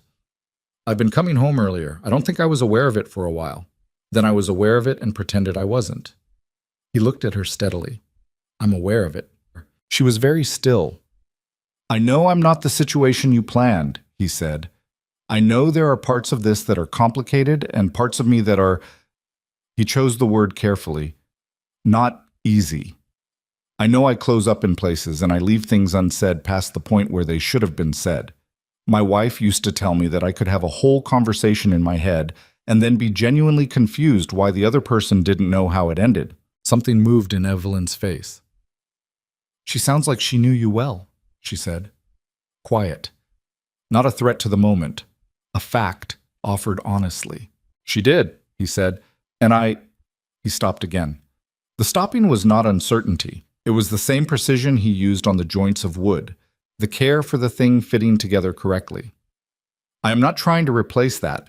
I would not ask you to step into a shape someone else left. I'm saying that what I feel when you're in the room is different from what I feel when you're not in the room, and what I feel when you're in the room is considerably better, and I am 43 days away from September, and I have just given away my land deposit, and I would like—" He stopped a third time. "What?" she said. "I would like to know if what I'm telling you means anything to you," he said, "or if it's just something I needed to say." The June afternoon held very still. Evelyn looked at him, at the careful face, the gray-green eyes, The man who had stepped forward on a train platform 2 months ago to ask a practical question on behalf of a stranger, who had shown her a room with a sticky latch and fixed the latch without being asked, who had handed her coffee without ceremony at 5 in the morning and said these are good about her biscuits with the specific sincerity of someone who is not comfortable with compliments and gives them only when they're unavoidably true. It means something, she said. He let out a breath. Small, barely perceptible. The breath of a man who has been holding something carefully for a long time. Okay, he said. I'm not ready to name all of it yet, she said. I want to say that honestly. I don't move quickly with things like this. I've had one plan fall apart already, and I'm still finding my footing, and I don't want to... She stopped. I don't want to say more than I know yet. That's fair, he said, immediately. Without any sign of disappointment that she could read, which she thought was either very controlled or very genuine, and she was increasingly certain it was the latter. But it means something, she said again, making sure he had it. It means something, he repeated. They stood another moment, then she looked at the road. We should get back, she said. Lucy will have opinions about what's in the garden and no one to tell them to. She'll tell Ethan, he said. Ethan does not receive them with appropriate enthusiasm. No, he agreed. He doesn't. She gathered the mare's reins. He walked beside her on the north road, through the pines, through the afternoon light that was going golden the way Wyoming afternoons do in June, extravagant with it, pouring it over everything without discrimination. The cabin appeared through the trees at the clearing's edge, the garden behind it, its rows visible from the track. The woodpile Ethan had been working on, neater than it had been, the specific neatness of a boy learning to take pride in a thing. The porch with its fixed third step, the window with its fixed latch. Lucy appeared at the door before they had fully reached it, with the timing of a child who has been watching the track for arrivals. There are 5 beans, she announced. I told you there were 5. You told me possibly 5, Evelyn said. I knew it was 5, Lucy said, with the authority of someone revising the record. Ethan appeared behind her in the doorway, assessed the situation, and said, Did something happen in town? He said it to his father, but he was looking at Evelyn. Some things got settled, Gideon said. Ethan looked at him for a moment, then back at Evelyn, reading both of them with the particular acuity of 11-year-olds who have learned to watch adults for information that adults think they're not providing. Good, he said, and went back inside. Lucy had already moved on to the beans and was providing a detailed update that did not require responses. Evelyn stood on the porch, the fixed porch, the third step solid underfoot, and looked at the clearing, the pines at its edges, the sky above them going toward evening. The afternoon was cooling. Somewhere further north, she thought, 12 miles up a road she hadn't traveled yet, there was 560 acres of land with water access that would go to someone else in September. She thought about that. She thought about what Gideon had said on the road, and what she had said back, and the specific shape of the thing that had been named without being fully named yet, like a room you've been standing in the doorway of and have finally, 1 foot at a time, begun to enter. Lucy was still talking. The garden had 5 beans. Inside, the fire in the main room was still carrying its warmth from the morning's build, the cabin holding it the way a good-built thing holds what it's meant to hold. She went inside to start supper. Calvin Mercer left Red Creek on a Thursday morning, 3 days after the dining room conversation that the town had been quietly discussing ever since. He left early, before the main street was fully awake, which was its own kind of answer about the conversation he did not want to have with anyone on his way out. Tom Becker saw him go. Tom Becker saw most things that moved through the livery at dawn, and by mid-morning the information had reached Mrs. Holt, and by noon it had reached the cabin on the north edge of town through Lucy, who had heard it from the baker's daughter at her Tuesday lesson, and delivered it with the matter-of-fact certainty of someone reporting established fact. The man on the horse is gone, she said, at the kitchen table, helping Evelyn pit dried cherries for a cake that had no occasion except that cherries were available and it seemed like the right week for a cake. I know, Evelyn said. Ethan said good riddance. Ethan's not wrong. Lucy considered this, turning a cherry in her fingers. Were you scared of him? Evelyn thought about the honest answer. A little, she said. The first time he came. But not the second time. There wasn't a second time. Because Papa went, Lucy said, with the simple logic of a 7-year-old who has assembled the sequence of events and reached her conclusion. Yes, Evelyn said, because your Papa went. Lucy seemed satisfied with this. She went back to the cherries with the focused commitment of someone who has been given an important task and intends to do it correctly. Evelyn watched her for a moment. The dark braids, even now, properly done, the gray-green eyes trained on her work, and felt something she had been feeling more frequently in the past weeks and still hadn't found the exact right word for. It was in the neighborhood of belonging. It was also something more careful than that, more earned, because belonging you haven't earned is just proximity, and she knew the difference. The summer settled in around them in the particular way of Wyoming summers, which are brilliant and brief and seem to know it. The garden produced beyond the 5 beans. It produced with the specific enthusiasm of soil that has been properly turned and fed after years of neglect, as though it had been waiting for someone to pay it appropriate attention. Tomatoes, more beans. The greens she had planted in the first cool weeks that came in fast and had to be eaten before they bolted in the heat. Gideon said, one evening in July, looking at the dinner she had built almost entirely from what was growing 20 feet from the back door, that he had not eaten this well since his wife was alive. He said it simply, not as a comparison that diminished either woman, but as a fact about quality and care. She received it the same way. She had continued paying him back, $10 in June from the accumulated mending work, 8 more in July when the Mercer House laundry contract came through properly, a sum that was modest against the total, but was real and regular, and she kept a careful account of it in a small notebook she had bought from Foss's store. Gideon had stopped saying she didn't have to. He had understood, somewhere in the first repayment, that accepting it was the more respectful thing. What had changed between them after the North Road conversation was difficult to describe in simple terms, because it was not a simple change. Nothing had been declared, no formal terms renegotiated, but the distance that had been in the room with them, the careful management of proximity, the particular vigilance of 2 people who are aware of each other's presence in a way that requires active handling, that had eased. They sat closer at the table in the evenings.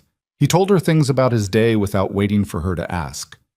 She told him about the mending work, the conversations with Mrs. Holt, the small intelligence gathering about the town that she had become quietly good at, and he listened with the full attention of someone who considers what you are saying worth considering. Once he reached across the table to show her something in his account books, a calculation he was working through, and his hand was near hers for a moment, not touching, and neither of them moved away, and neither of them mentioned it, and the evening continued. Small things. Accumulating. It was Ethan who finally broke the arrangement open, in the way that children sometimes do, not because they intend to, but because they are less willing than adults to sustain a fiction indefinitely when the truth is sitting right there. It was a Sunday in August.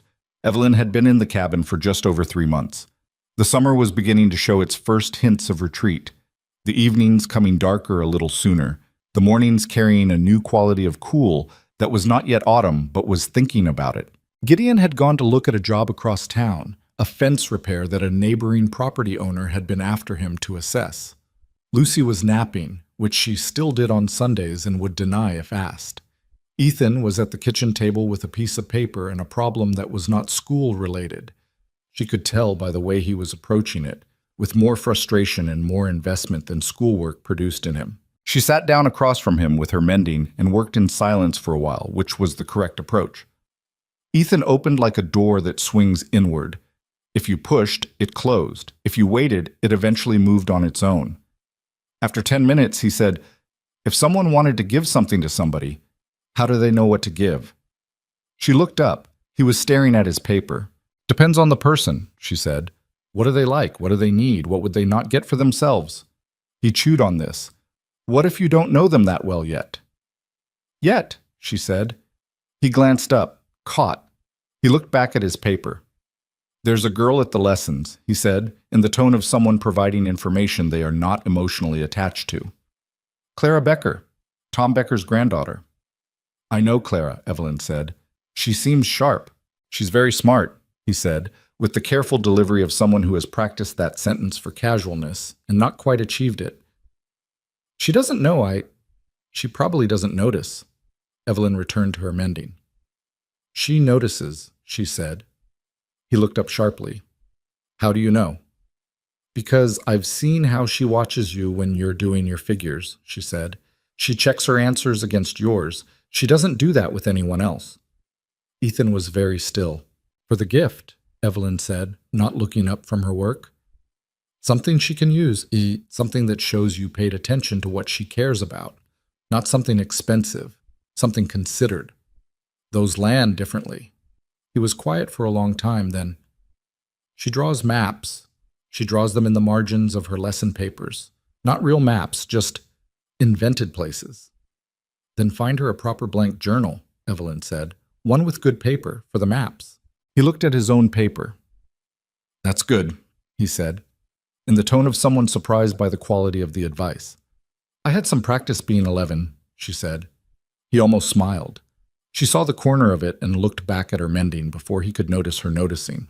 They sat in the Sunday kitchen with the summer afternoon moving past the windows, and after another while, Ethan said, in a voice that was careful in a completely different way from his usual careful, I'm glad you stayed. I didn't think I would be, but I am. The needle in her hand went still. She looked at him. He was looking at his paper. His jaw was set in the way of someone who has said a vulnerable thing and is now waiting to see what happens to it. Thank you, she said. That means more than you know. He nodded once, got up, took his paper to his room. The door closed quietly. She sat in the kitchen for a moment with the mending in her hands and the empty room and what had just happened filling it. Gideon came home 40 minutes later to find her at the stove, and both children occupied and the cabin smelling of the cake that had been that morning's project, and he stood in the doorway and looked at the scene with the expression he had, the one she had come to know, the one that appeared when he walked in and found the household better than he'd left it, and felt something about that he didn't have ready language for. How was the fence assessment? She asked. Straightforward repair, he said. 2 days' work if the weather holds. He hung his hat, washed his hands. How was here? Good, she said. Ethan wants to go to Foss's store tomorrow. I told him I'd take him. Gideon looked toward the hallway where Ethan's room was, something questioning in his face. He wants to buy a gift, she said, for a girl at his lessons. A long pause. Clara Becker? Gideon said. She looked at him. You knew? I've been watching him get distracted during lessons for 6 weeks, he said. I didn't know what to do with that information, so I left it alone. He figured it out himself, she said. Gideon shook his head slowly, with the specific expression of a father encountering the evidence that his children are growing into people with their own interior lives that proceed without his knowledge or supervision. They do that, she said. Apparently, he said. He sat down at the table.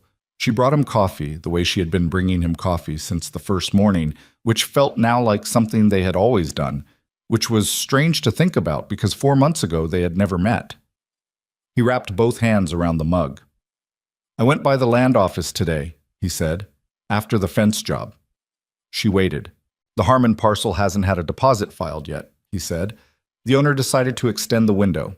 Health issues, some delay in the estate arrangements. He looked at his coffee. The new deadline is January. She set down her own mug. January. If nothing goes wrong between now and then. He stopped, started again. I've been looking at the numbers. The hotel contract you brought in. The rates I raised on the finish work. There's a chance, if the fall orders hold, that I could... He paused. It's not certain, but it's possible. She looked at him steadily. It's possible, she said. With 2 incomes, he said. If we were... He stopped again. The same precision, the same care for the joints fitting correctly. I've been thinking about what I said on the road, what you said back. So have I, she said. And she looked at her hands around the coffee mug, at the small scar on her left forearm from the scythe when she was 16, at the calluses that had been there since she was old enough to work and had never entirely gone away, at the hands of a woman who had been practical her entire life and had spent 4 months learning that practical and emotional are not opposites, that sometimes the most practical thing and the thing your heart is asking for are exactly the same thing, and you have been treating them as separate problems when they were always one. I'm done being a guest here, she said. I decided that a while ago. I just wasn't sure what the alternative was called. He looked up from his coffee. I know what it's called now, she said. The kitchen was very quiet. From Lucy's room, the particular silence of a child who is theoretically napping and may or may not be asleep. From Ethan's room, the soft sound of a pencil on paper, drawing or writing or working out something that required private space. I'm not easy, Gideon said. He said it as a warning and a fact simultaneously. I've been told, she told me, that I make people feel like they have to earn things I should just give freely, that I close doors without knowing I've closed them. I know, she said. I've been on the other side of some of those doors. And you're still here. And I'm still here, she said. He was quiet for a moment, then, I'd like to do this properly. If that's something you want, a real proposal, not a practical arrangement, not a temporary situation with an undefined future. He looked at her directly.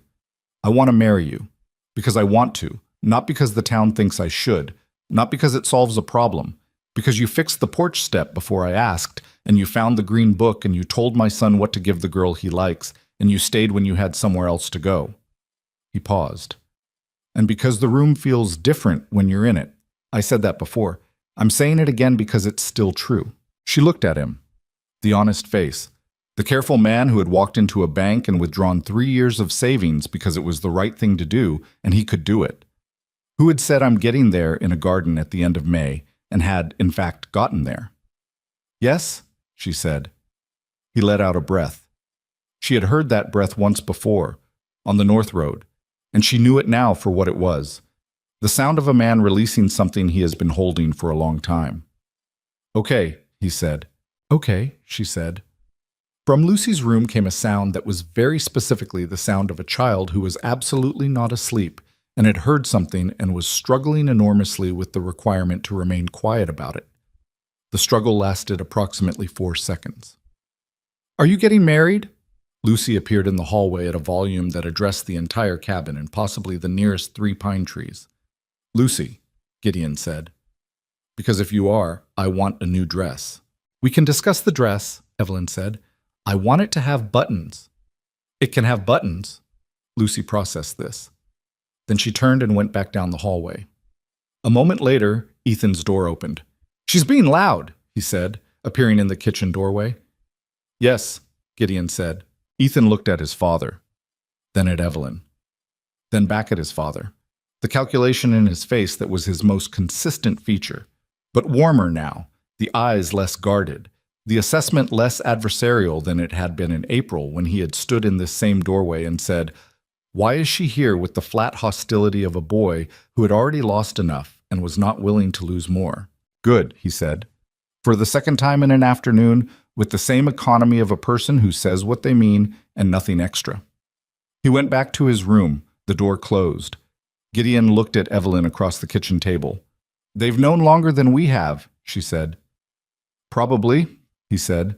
The wedding was 3 weeks later, on a Saturday in early September, at the Alcott house, because Margaret Alcott had reversed her position entirely once the situation became official and had, in the particular fashion of community women who transfer their energy wholesale from one position to another, become its most enthusiastic organizational force.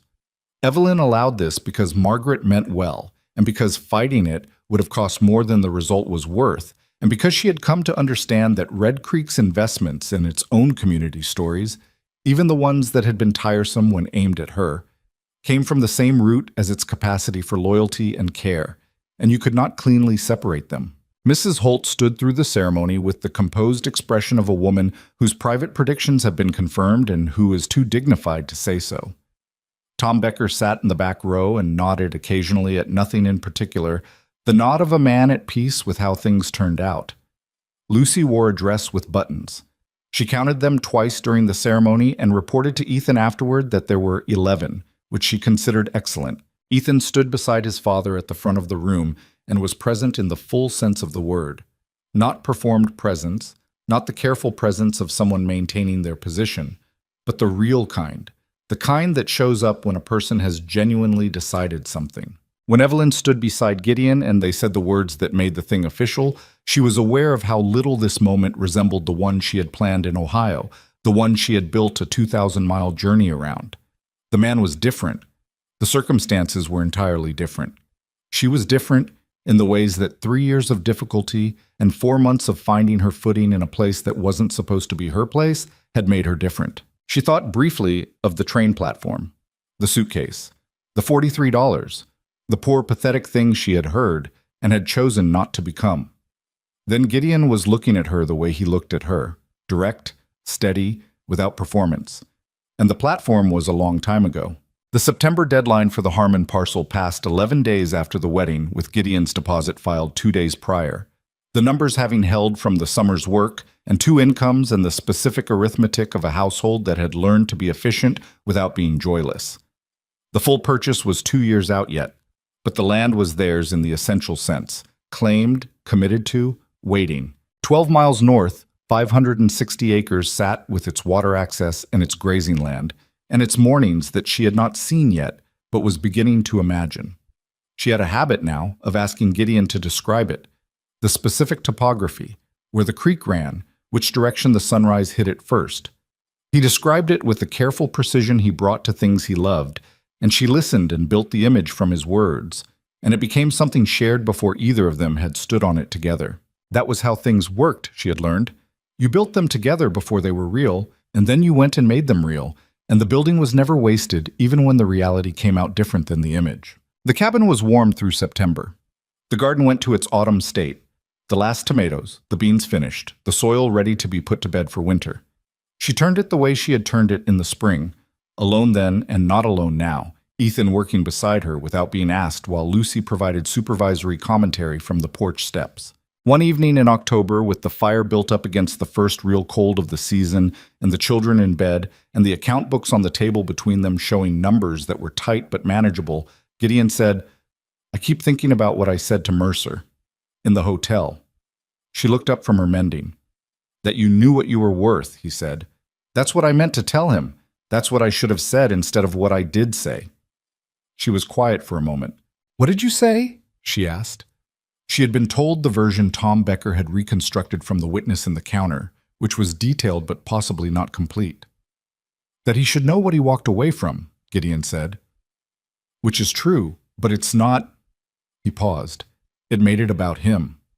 What he lost. "I was thinking about you, but the words came out about him." She looked at him. The fire spoke quietly. Outside, the October wind was starting the long conversation with the pines that would last until spring. "It doesn't matter what you said to him," she said. "What mattered was that you went." "Still," he said. He looked at the table. "You should hear it straight. You knew what you were worth. Even on the platform in April, you knew. You didn't believe him when he told you a different story about yourself. And that's—" He stopped. The careful word choosing. "That's not a small thing. Most people believe the worst version eventually. You didn't." She sat with that. She sat. It wasn't entirely true. She had believed it, in the dark of the storage room on the first night, looking at her mother's photograph with $43 and nowhere to go. She had believed it, and she had sat with it, and she had gotten up before dawn and made biscuits because doing something was the only way she knew to argue back against the part of her that wanted to agree with what Calvin Mercer and Douglas Carlyle and the whispering woman on the platform had implied about her value. But she understood what Gideon was giving her in the saying of it, and she was not going to pick it apart. "Thank you," she said. He nodded, returned to his books. The fire continued. The wind and the pines carried on their seasonal argument.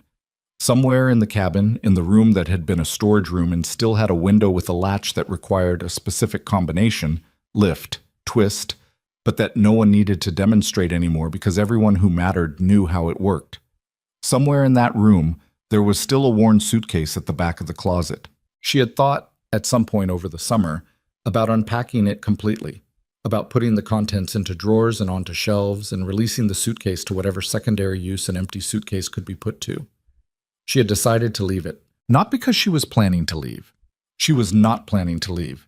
She had made her decision about that on a north road in June with the pine trees on both sides and the specific weight of a man's honesty asking her to answer honestly back, and she did not revisit that decision. She left the suitcase because it was true, because it was the object that had carried her 2,000 miles to a platform where everything fell apart, and then sat under a rope bed in a cold storage room while she figured out what to build from the pieces, and was still there as a record of the whole sequence. Not a warning, not a wound, but a fact. The fact of where she had been and what she had come through. She thought her mother would have understood that. The woman in the photograph from 1871 who had also spent her life rebuilding. Who had also made peace with circumstances that weren't the plan. Some lessons you receive from the living, and some you receive from what the living left behind. And either way, you carry them forward into the life you're actually living, which is never the life you fully planned, but is the one you have.